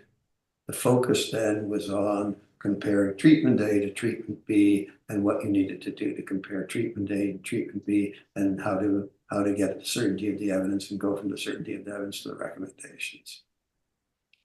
And then subsequently, it's become a little industry producing these papers, and some of the guidance from the early papers has become outdated, and nobody can figure out what the hell's going on anymore. Still wide use and so on, and all these grade centers around. It's still good. All these grade centers around the world with the job to teach people to teach grade, and there's now a certification program to be a guideline developer, which makes money. So it's made a gigantic impact. And the biggest thing is 10,000 graded recommendations now today, with lots of limitations that I could talk about. Still, it's great. So So that's so it has established it is the forefront of clinical epidemiology. And why it's the forefront of the clinical epidemiology is the fundamental of clinical epidemiology is what can you trust and what you cannot, and what can you not trust. That continuum of certainty of evidence from we have no idea till we're getting close to the truth. Okay. And that is the heart of clinical epidemiology, to figure out ways to decide where you are in this continuum from not knowing from having no idea to getting close to the truth. And so grade, in my mind, has been at the forefront of clinical epidemiology. And all this fancy stuff, I'm still producing some of this fancy stuff that is beyond core grade. And for the real cognoscenti, it's nice. It's nice to have a higher level if people want to go there. And we still should be producing this more sophisticated stuff. But just like all you want to teach the clinicians is to recognize a summary of finding table, forget about all that critical appraisal. For most of the people involved in systematic reviews and guideline work, we just want them to know the core. And then if there's a higher level of people who, great, if you want the higher level stuff, that is great, but it needn't be for everybody. Very interesting. And while you were speaking, I was just getting to the work that we are doing and the questions that we have and the questions that the clinicians that we are working with on clinical practice guidelines have. Did you expect EBM to expand to the other fields? Because usually medicine borrows from other fields, and evidence-based is something that other fields started borrowing from medicine for the first time in social science and politics. Maybe on day one we didn't, but it became quickly evident that it's a way of thinking about the world, right? It obviously applies to education, it applies to politics, it applies to public health, it applies to all of science, essentially, that fundamental principle. It's been there's been quite an evolution. So if you read the 1992 paper in JAMA that launched EBM on the world, there is not, you would, even if you look hard, you would find very little, if anything, on the patient perspective and shared decision making. It was still a world where the doctor told you what to do, and the doctor thought that they would be the right person to make the decisions. And what happened when we started to apply it, the EBM, which is, looking at the evidence for the upsides and downsides. And we said, okay, and we start putting numbers on things. Here is the stroke reduction, and here is the bleeding increase, and here are the number of people who get severe headaches, and so on. And we said, okay, we got all these good things and all these not so good things. Now what do we do? And when you start putting them side by side, it begins to dawn on you that in making these deciding is, how much value do you put on the stroke reduction? How much value do you put on the bleeding increase? How much value do you put on all the people who get headaches, etc.? And that then, over the course of, so 92, the first that landmark paper was published. 1995, when we started to talk, we wrote our first, started to think about guidelines. It was beginning to penny, and in the teaching settings where we were teaching people, oh, let's quantitate the benefits, let's quantitate the harms. the penny is beginning to drop. And in 2000, we published what was then the last of the series of users' guides to the medical literature. And this was sort of a summary one. And we published them since, but only intermittently with, particular new things emerging in evidence-based medicine. But the first series from 92 to 2000 was bang, bang, bang, bang. It was about the 25th paper. And that summarized things and said, there is another key principle to evidence-based medicine, and that is evidence never tells you what to do. It's evidence in the context of values and preferences. So that was a first big evolution of evidence-based medicine. Very interesting. The second was that in 1990, I took over as director of the residency program in internal medicine. And it was to teach a new way of practicing medicine. And it turned out we came up with the name evidence-based medicine, which was very catchy. And what I thought I was going to do was to teach these young doctors to read the methods and results of original research and make their conclusions about the trustworthiness of what was done and about interpreting the results. And after 7 years in that job, I had concluded that my initial notion was completely naive and that there is no conceivable. I think we talked about this in the last conversation. I was completely naive, and there was no way that a standard residency program could teach the people to do this. It really required graduate school training. And so in 2000, we published an article in the BMJ saying the best way of doing evidence-based medicine is not for everybody to start being able to read the literature and interpret it. That isn't going to happen. That needs to be done by somebody else. And that realization led to a big shift, because originally we were into training individual doctors to be evidence-based practitioners, which, as I've said, we realized not all. So what now? So what now meant somebody's got to produce summarized evidence and recommendations to guide the individual clinician who can't do that stuff themselves. And so the people we now have to educate are the people who produce the guidelines, who at the time were mostly not very well educated in terms of EBM. And even so, we've recognized that even if you educate them and they start getting fairly sophisticated, these guideline panels need a methodologist.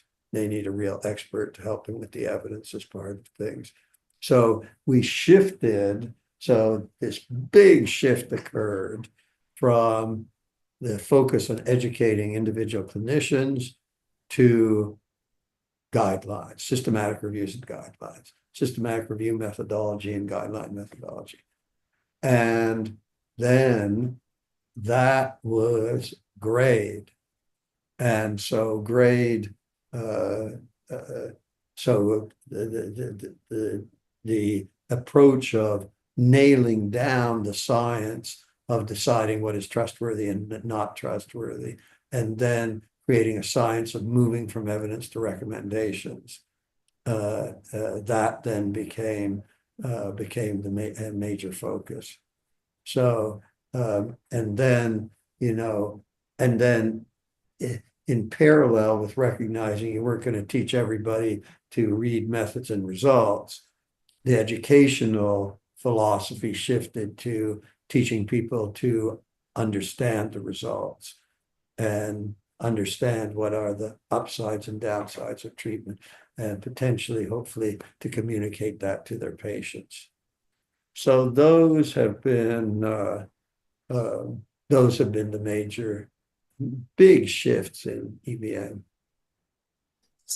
That is extremely helpful to know, because I don't think many people were aware of this way of developing, and it looked like that you were building the bridge as you were crossing it, and I don't think there was any other way to do that. I mean, we couldn't predict that if the doctors are going to take it.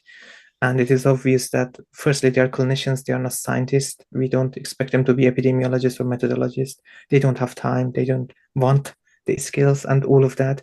And then the solution that you found to give them an abstract, the summary of findings, and certainty of evidence, and then translating it to the recommendations and declaring the strength of recommendations. And that is how it started, the grading started. Yes, so that people had, so that the first conversations that I had with Andy Oxman about what became great happened in 1999. And by that time, the guideline world had begun to got the idea that maybe we should differentiate between trustworthy and less trustworthy evidence. And maybe we should differentiate between strong and weak recommendations. That idea was starting to gain, and that there are a difference between these things of quality of the evidence and strength of recommendations. That was people were beginning to get that. But how people responded was every organization made up their own system of doing this, most of which were poorly thought out. Even the ones that were better thought out, you had this multiplicity of systems. Nobody could figure out what was going on. It was really a catastrophe. And so we got together with what could have been, already in my career, I had done things that had made a big impact and had caught on. And I'd done other things that seemed like equally good ideas that had gained no traction whatsoever. We didn't know what would happen. The EBM sort of, in many ways, far, far, far exceeded our expectations, but it was the same with grade. The uptake of grade was remarkably quick and wide uptake. Never the same uptake as the EBM, but nevertheless a lot of uptake very quickly. Well, that is something that comes to my mind, because currently we are working with many societies across the globe to develop clinical practice guidelines. I mean, we do only the evidence synthesis part, really.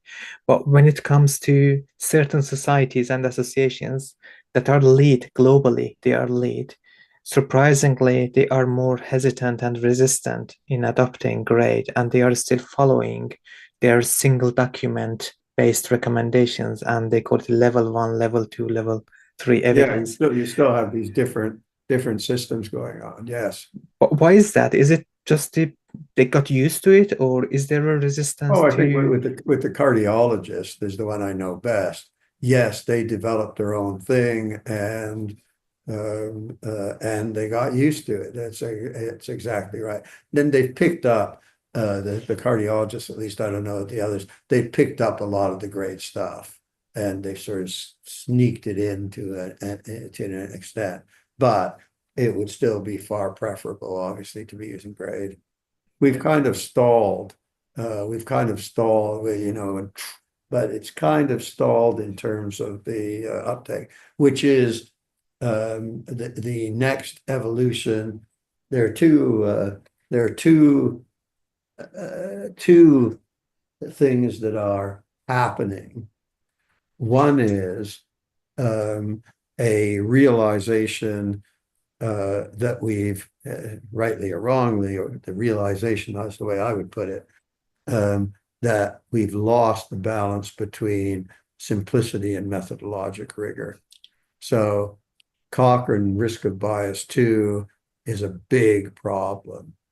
And we have just developed something that we're calling Robust-RCT, which goes back, it looks more like Cochrane Risk of Bias 1, although it has important advances over Cochrane Risk of Bias 1, because Cochrane Risk of Bias 2 is a big problem. And for non-randomized studies, Robin's eye has gone right off the rails, right off the rails. Complete catastrophe. And we're now going to do the same thing with non-randomized studies as we did with Robust-RCT with randomized. So I've got a PhD student who's just recently started, whose PhD is going to be developing something sensible for non-randomized studies. So those things have happened, and grade has got much too complicated. So now you have all these articles from the grade working group in a series in the JCE that's 39 papers and counting, and new guidance that updates old guidance, but nobody knows where to find the new guidance in terms of the old guidance and what's changing. And a lot of the new guidance is too complicated. Another big problem. So we have got the notion of core grade for paired comparisons of interventions, where we say, okay, here's the basics. Forget a number of aspects of the going too far in terms of complexity. And we've submitted a series of papers. BMJ is interested, and the papers of this core grade are now under review with the BMJ. This may be, it came to mind when you said about, and my reflection of the uptake stalling. It may be that part of that is it's got too complicated. And so I am hoping that this laying out here is the manageable core of grade might lead to another uptick in uptake. Well, you have no idea how much the user community and practice community appreciate to hear this coming from you, because we usually complain, but when we see the leaders such as yourself actually are confirming that we should complain because it has become complex, it is very much appreciated, and it is herding the cats. I mean, it is not easy to have one size fit all when it comes to this sort of recommendation. It is not like just the evidence. It comes to the context, it comes to the clinical expertise, patients, and then when you gather all of them, and then and when you probably have been to many guideline panels, and you would see that there are also politics playing a role in how they are developing the strength of recommendations as well. So it is not that easy. I mean, core grade is great. I think it's gonna help a lot for many people that are scared of the amount of literature. But it will be like, because it has happened to me before. I read one of the great papers and said that I understood, but I had a question. So I ended up reading at least 15 of them because I had more questions, and to answer them, I ended up going to the next one and next one. And then, so the complexity is an issue. But it has happened to other areas in science. Now every one of us have got a smartphone, and behind all of them there are AI. There is a black box.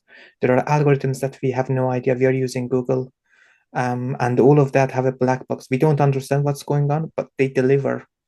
So when it comes to the explainability, I tell people that you go to a restaurant, you order fish and chips, you order sausages, and you have no idea what is in them. But we eat them, we even tip them. So that is the same thing. I mean, if we could eat a food that we don't know what is in it, if we are using a phone without knowing what algorithm is behind it, why it is so hard to just listen to the recommendations made in the guidelines, and many people do. So I think in long run, people are going to rely more and more on the team who have developed these guidelines. So we need to make sure that those are really high quality experts and the methodologists. Absolutely. Yeah, for sure. Yeah. And there are many scenarios for using evidence-based medicine, because we used to train people and people were getting it wrong. Because once we did the evidence-based medicine workshop, I realized that half of our participants are doing systematic reviews. And I said that, wait, this is evidence-based medicine. It is not systematic review workshop. And it is start with the top of the pyramid of evidence. If there is a guideline in your field, you should read that first. And then there is any question that you couldn't answer, then you look for the documents to find the answer. If you don't have time, probably one or two documents. But if you have time, then you go for probably systematic review if you have time and resources. But people tend to get it wrong. And I wanted to ask you, is there a way to educate them how to do it right? When to go for a guideline, when to go for finding the answer, and when to go for systematic review? Oh, so I am, as I'm sure I confessed in the first, are very conflicted with respect to UpToDate, but always go to the guideline. You find a good one and always go. And I am quite happy telling people, always go to UpToDate as the start. And only if you do not find guidance there, do you go anywhere else. And when they face a question at clinic and they couldn't find the answer in the guidelines, what should they do? Because it could be quite confusing going to, let's say, MacMaster access a database or trip database, and then they find multiple documents. What is the solution there? So UpToDate hasn't told you the answer. That is, we're starting from that, which means it's an obscure question. That's the that is the first thing. I would be and I'm thinking it doesn't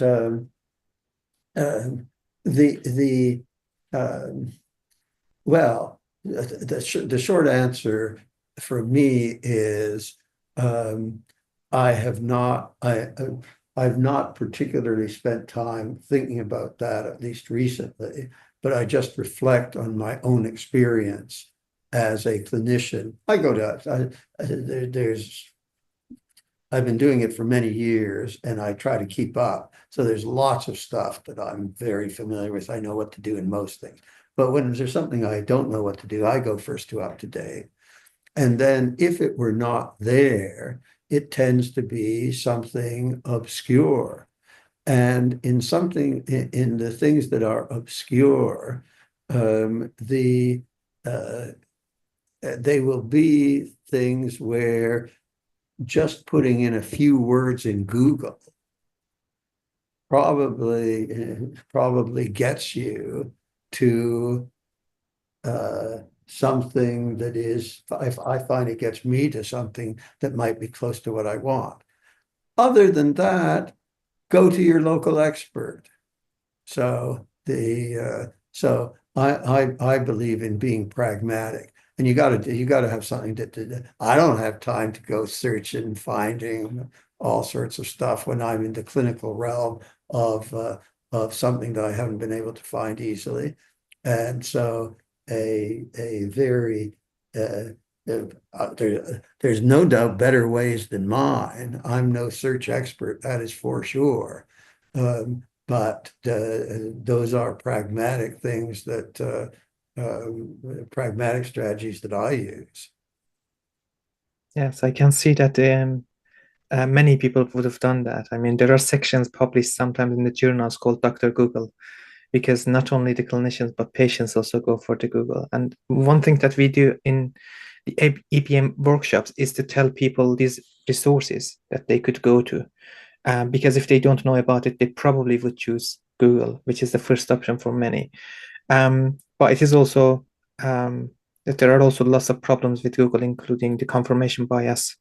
So if there is a clinician, and I was talking to John Brassi, the founder of Truth Database, and they said that I sent 10 documents to a question and 9 of them gave one answer and the other one was completely opposite, and the clinician used the complete opposite because it was confirming what he was telling the colleagues. Absolutely. Absolutely.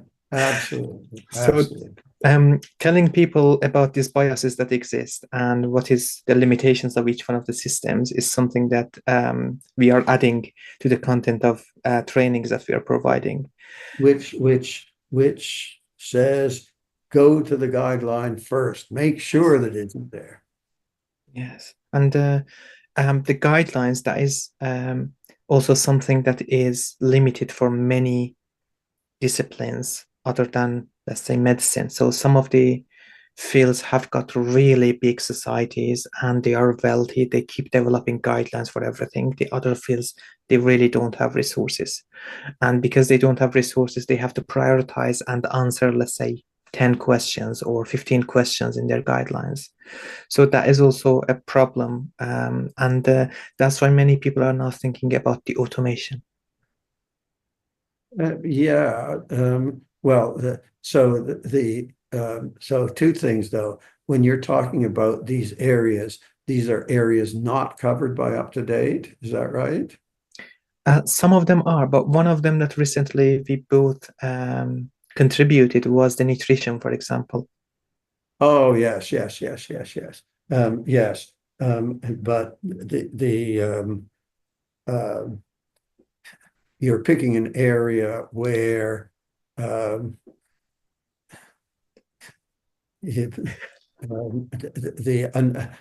changed my stance on this. It isn't quite this bad. Until recently, I was saying my advice about nutrition is if it tastes good, go for it. So I'm not quite as cynical as that anymore. But man, the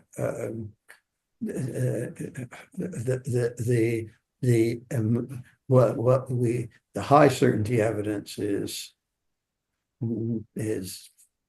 very limited. So that if you're looking for something about nutrition, do not in general expect to find high certainty evidence. So, and that's part of why you don't find any great guidelines, because the evidence is generally low quality, and you have advocates for particular viewpoints that contradict one another because the evidence is generally low quality. Anyway, yeah, but that's an area you won't find things, but maybe you don't find things because there aren't too many clear answers. Yes, that could be one. There are other areas as well. I mean, there are rare diseases, even though they are well defined, well diagnosed.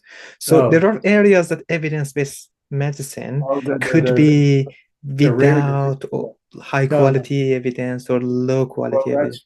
But shouldn't the rare diseases be looked after by experts in those rare diseases?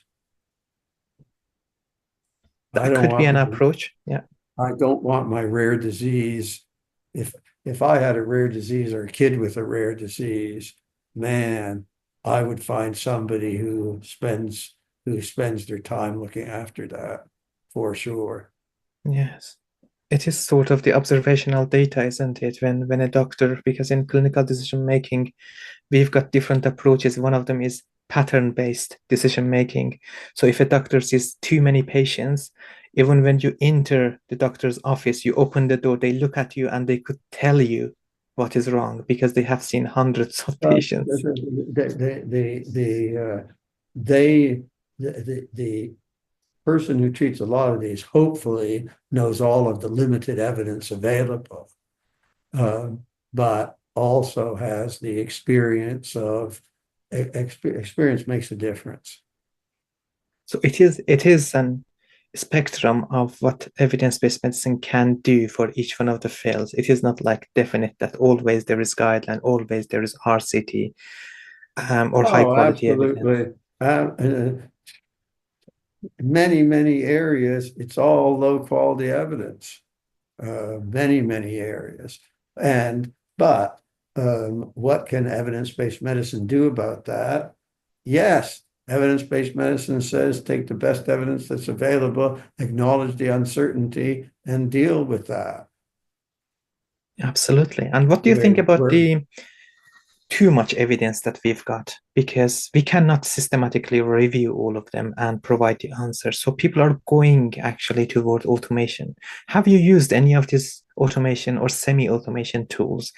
And what do you think about, let's say, going from A to Z, from the third, even PICO development, the question development, well, until the grading with the automation?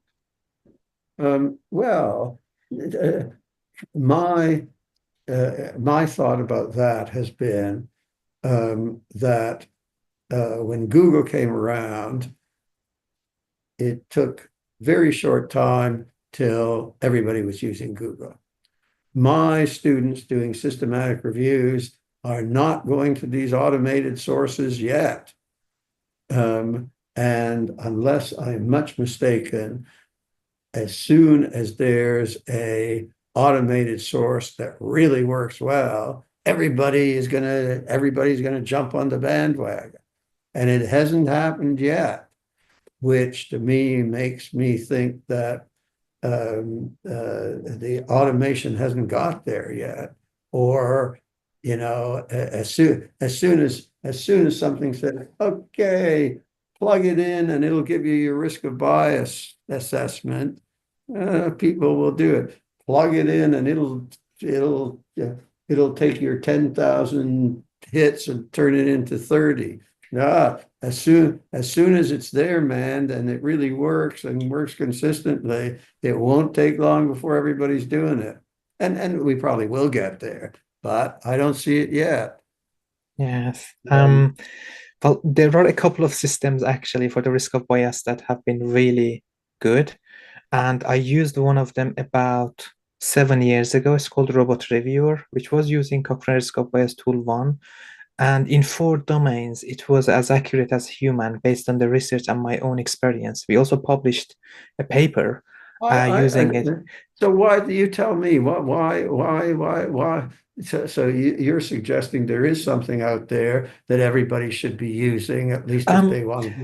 Actually, I don't recommend people to just use it blindly. I mean, there is a better way than that. Now, with the large language models in place, there are at least 2 systems that have developed the automatic risk of bias assessment based on any risk of bias tool that you want. So there are at least, I think, 7 or 8 tools already implemented in it. So the only thing we need to do is to upload the PDF. It automatically shows you the risk of bias, but you can change it. And when you click on each one of the items of risk of bias, it opens the PDF, it scrolls down and highlights the section based on which it has made the Well, decision. I am baffled why everybody isn't using this then. They are not free. I think that is the only reason stopping people from using them, because they are not free. As soon as machine learning AI comes to play, the charge and the cost with it comes. But in long term, it is very likely that with the development in the technology and having cheaper chips, computer hardware, it will be possible to actually Well, it do should, all of this faster. yeah, I Yeah. mean, it should, I've been surprised it hasn't got there yet. I'm still, you know, uh, I'm surprised that there's things that work as well as you have just said that I didn't even know about. But it's certainly, because we're still back in the stone ages of,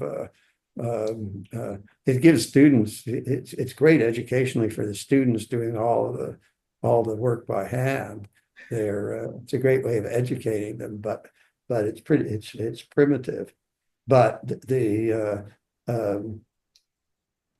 I have just in the last very short time, I have found that uh, the large language models can do the grading. Yes, you saw the probably you saw on the LinkedIn. I think one of your Mac grade team actually put that there is a grade, is it grade GPT or something like that?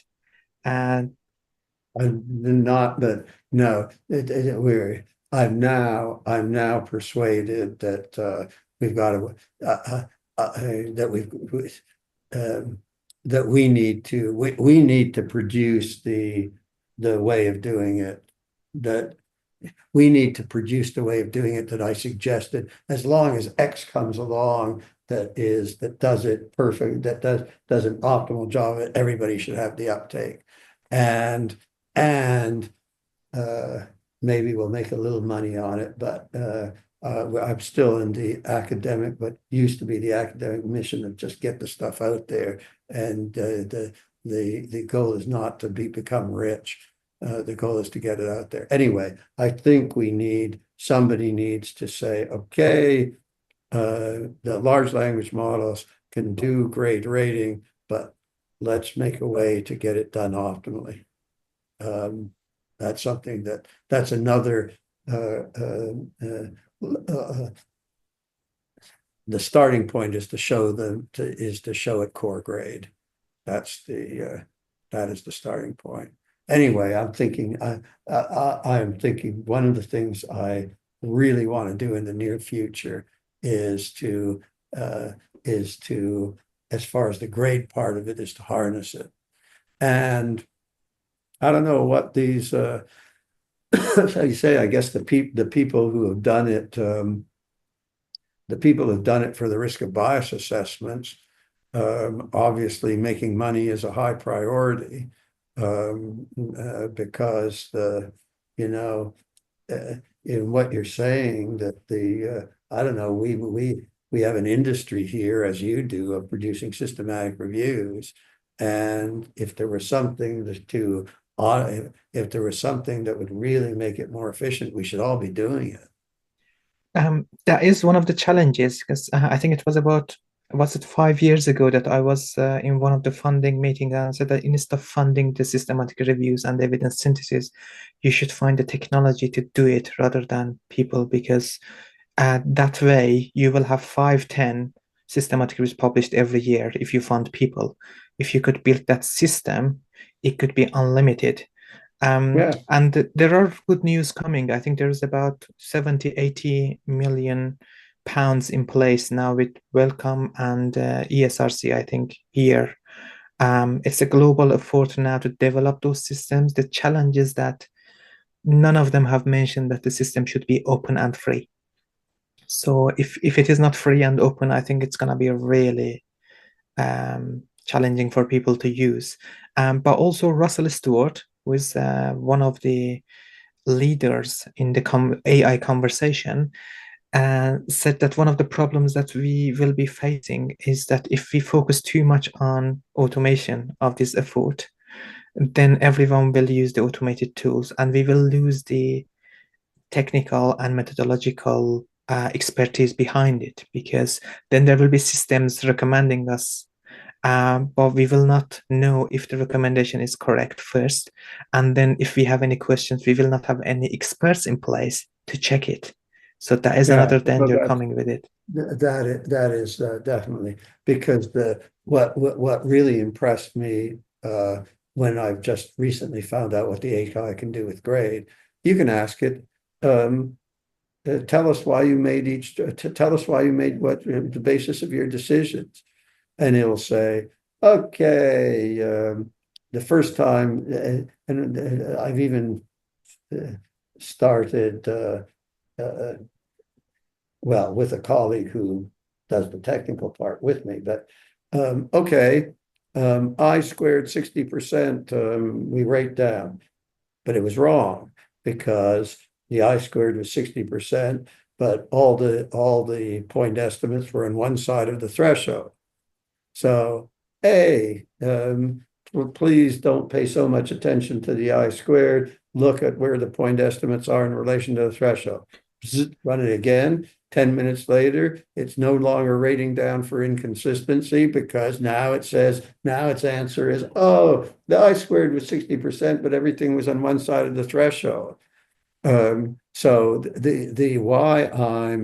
what seems very positive about me is that, as you say, as long as there's an expert around to say, okay, here's was its rationale for the decision. Is that right or wrong? You can check that. Yes, absolutely. And that's why I don't recommend people to use general large language models and go for the specific ones. That none of them are free, but they have been trained and tuned to work for a specific purpose.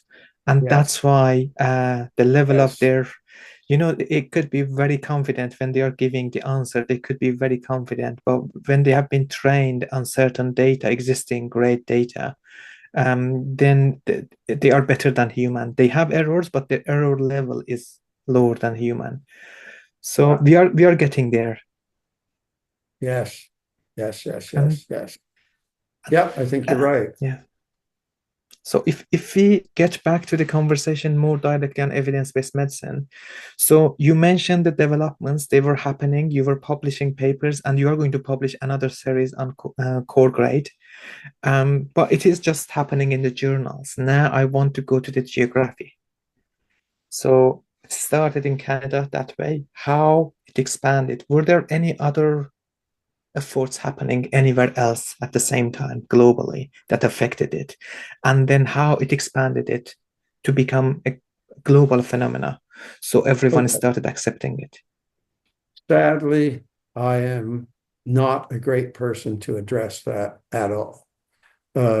So obviously the Oxford folks picked it up as another center, and then people have picked it up here, there, and everywhere. But um, I've been, as far as that's concerned, I've been largely a spectator.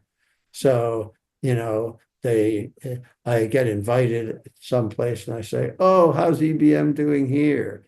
And they tell me about their institution.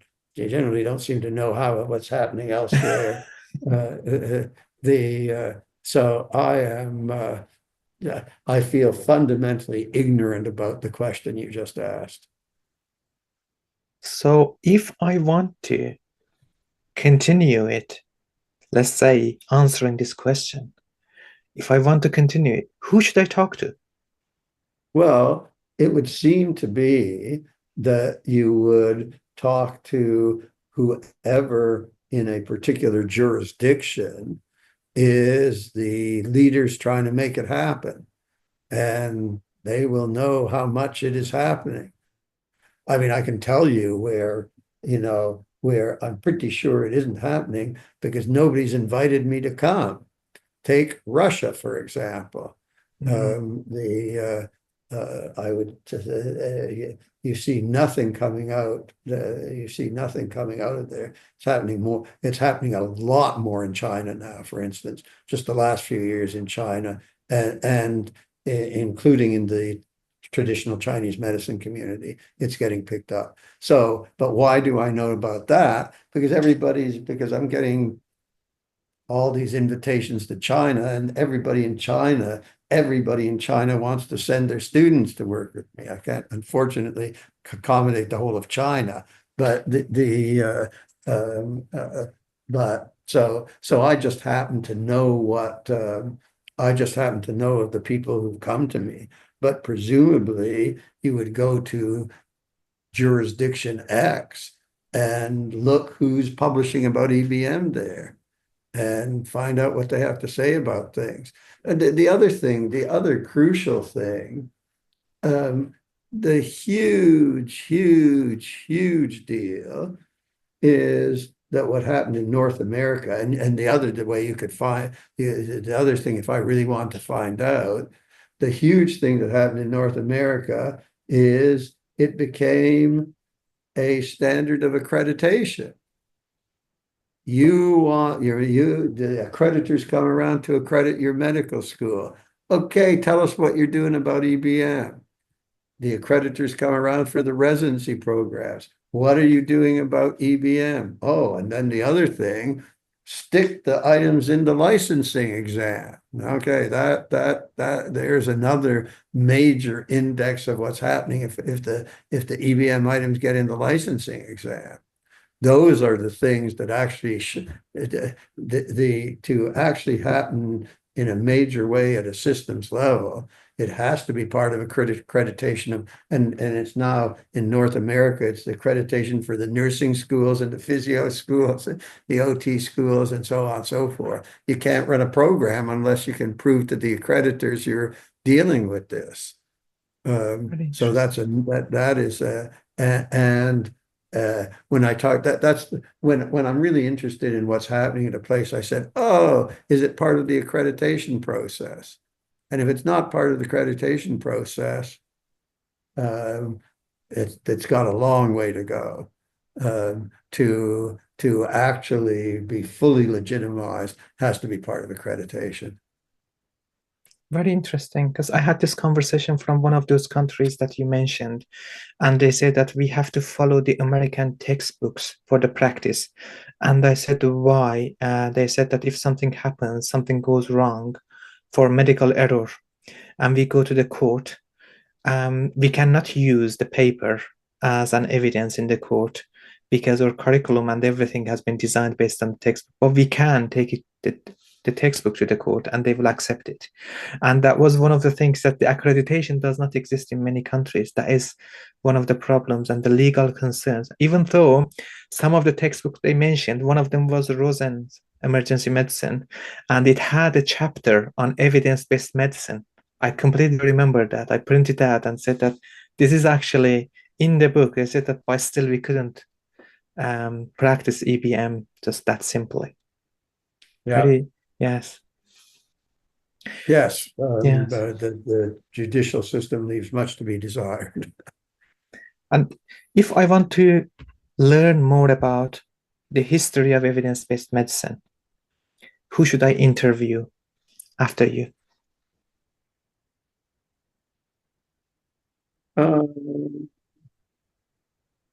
Well,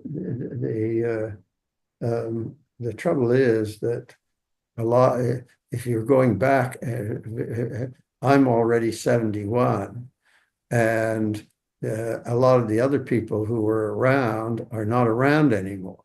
71 is nothing, and now it is very custom for people to live up to 100. That is true, but the people who come to mind, Dave Sackett is dead. Ian Chalmers is he won't give interviews, as I understand it. The Alvin Feinstein is long dead. The people who were there, Tom Chalmers is dead. The people who were really there, who got Peto's still around. Talk to Peto. Yes, on my list. Yeah, so Peto's still around, but who else was there? Then so I just listed the people who were antecedents to me, who were at but once you get to once you get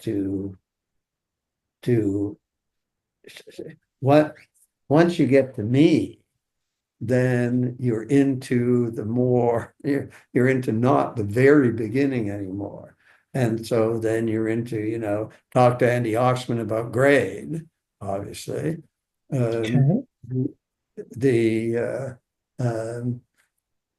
And then it depends what the other historical, talk, then you're getting in beyond that. I mean, it's what part of the history you're getting into the evolutionary. I sort of think of the history, and I immediately thought back to the people who were there at the beginning, who were really, who started the systematic reviews. And so for systematic reviews, you could talk to Cindy Mulrow. She was there right at the beginning of the systematic review methodology. Okay. But as I say, Tom Chalmers was crucial at the beginning of, and Ioannidis worked with again, like I worked with Dave Sackett, so I could tell you, you can get the stories of what it was like with Dave Sackett from me. You could get the stories of what it was, I think, in Tom Chalmers. I think Ian has worked with him. So you could go to, if you want, to the people who you can't go back to the real originators anymore, but at least the disciples of the originators are come to mind. Well, the revolution takes its own children. So I think when I was entered the university, the evidence-based medicine and systematic reviews were known with your name, with Jan Chalmers. So actually, when I entered and stayed in the field, later I find out about people before your time, people who left. It was uh, when I was training, Alvin Feinstein was the god. Okay, he was the guy who had, he was Dave Sackett's mentor, and we all were, oh man, Alvin Feinstein. The current people being trained in ClinEpi have never heard of Alvin Feinstein. It makes you realize one's limitations, that how quickly you're going to be forgotten. But yes, we tend to be ahistorical. I had a really funny thing happen to me. I was giving a talk about evidence-based medicine in Toronto, down the road from where I live. There's some medical students, and at the end of the talk, so the student asked me, "Oh, how did you get involved in evidence-based medicine?" How did I get involved with evidence-based? As if it was there, and as if it was there, right? And then how did I get? Anyway, so no idea. One of my jokes is, if you ask the typical medical student, when do you think evidence-based medicine got started? They're saying, maybe 1850. The people have asking me, how to get into it, as if it had been there forever. We tend to be very ahistorical. Well, I I have sympathy because I have students who think that evidence-based medicine equals systematic reviews. Yeah. They don't know, and when it comes to teaching it, even I've seen people going to teach people evidence-based medicine, and they are teaching developing search strategy on how to find. And they said that no one is going to develop search strategy for you just have 2 words to enter in a search box and get your paper. Other than that, it is not going to happening, because they think it is the same thing. So searching for evidence-based medicine is the same as systematic review, for example. Or people get mistaken with this risk of bias tool, critical appraisal tool, with the reporting guidelines. So when they are doing, let's say, assessment, they say that I want to use this paper, and they say that I used, for example, Prisma, or I used console. I said that is not for when you're using for the evidence-based practice. Yeah, they You really just have need no idea. critical appraisal is different from the methodological appraisal reporting. So this confusion exists still. That's why I started this oral history series. I thought that I want people to know that this is what is this about, and what it is not about. And try to have, after this, I'm gonna create short videos, tiny, because this generation, they cannot read a 300 400 page books. They are not going to watch 1 hour interview. They just want TikTok generation. They just want 30 seconds, and that's it. We struggle to keep them focused in the classroom. I mean, they are on the phone. So it is a very hard generation. Actually, while we are here, and while I mentioned the new generation, what advice, the leadership advice, career advice you can give to the new generation of evidence users, evidence practitioners, evidence methodologists, not just the student? Well, pay attention to your audience and what they need. So the EBM educators are still teaching critical appraisal when the situation is that nobody's ever going to do critical appraisal.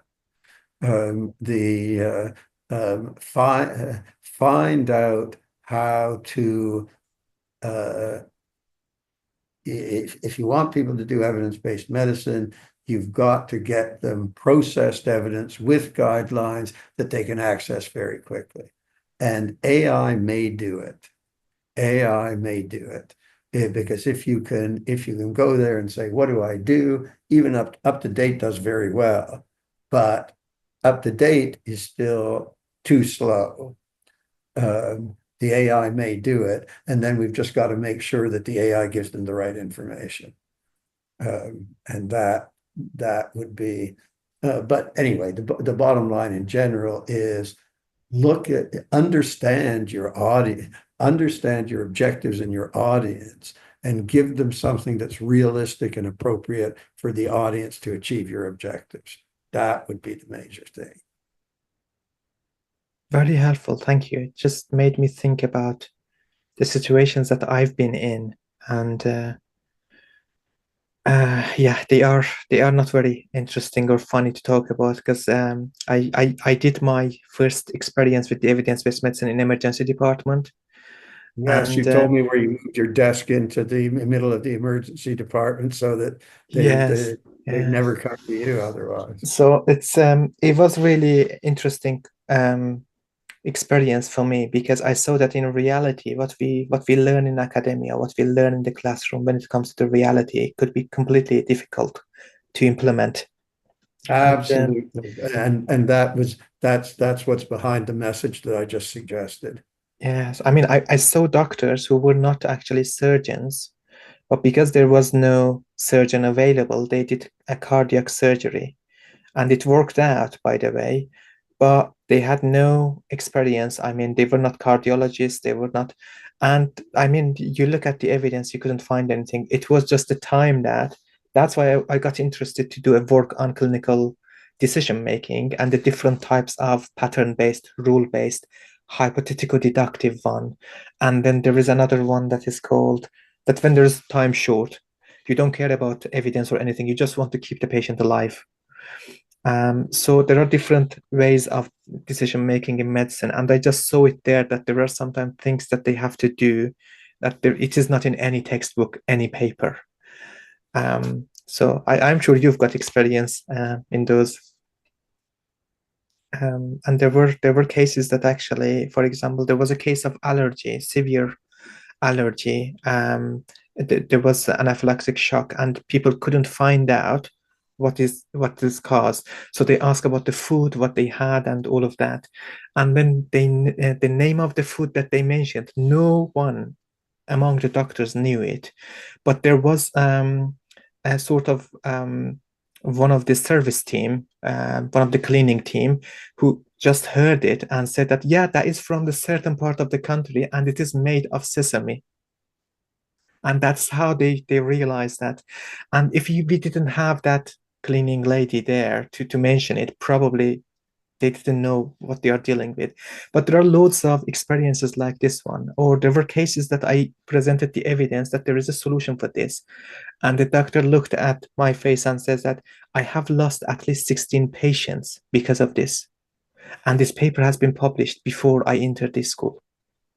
So it was the situations that I thought that, thank God I'm not a doctor, because you could feel the guilt that they may have.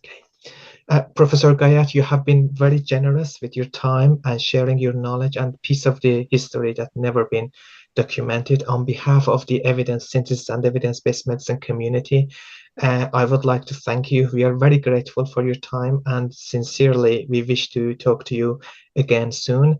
Professor Guyatt, thank you and goodbye. You're very welcome. It's been a real pleasure. It's been lots of fun, and it's a great opportunity for me to share.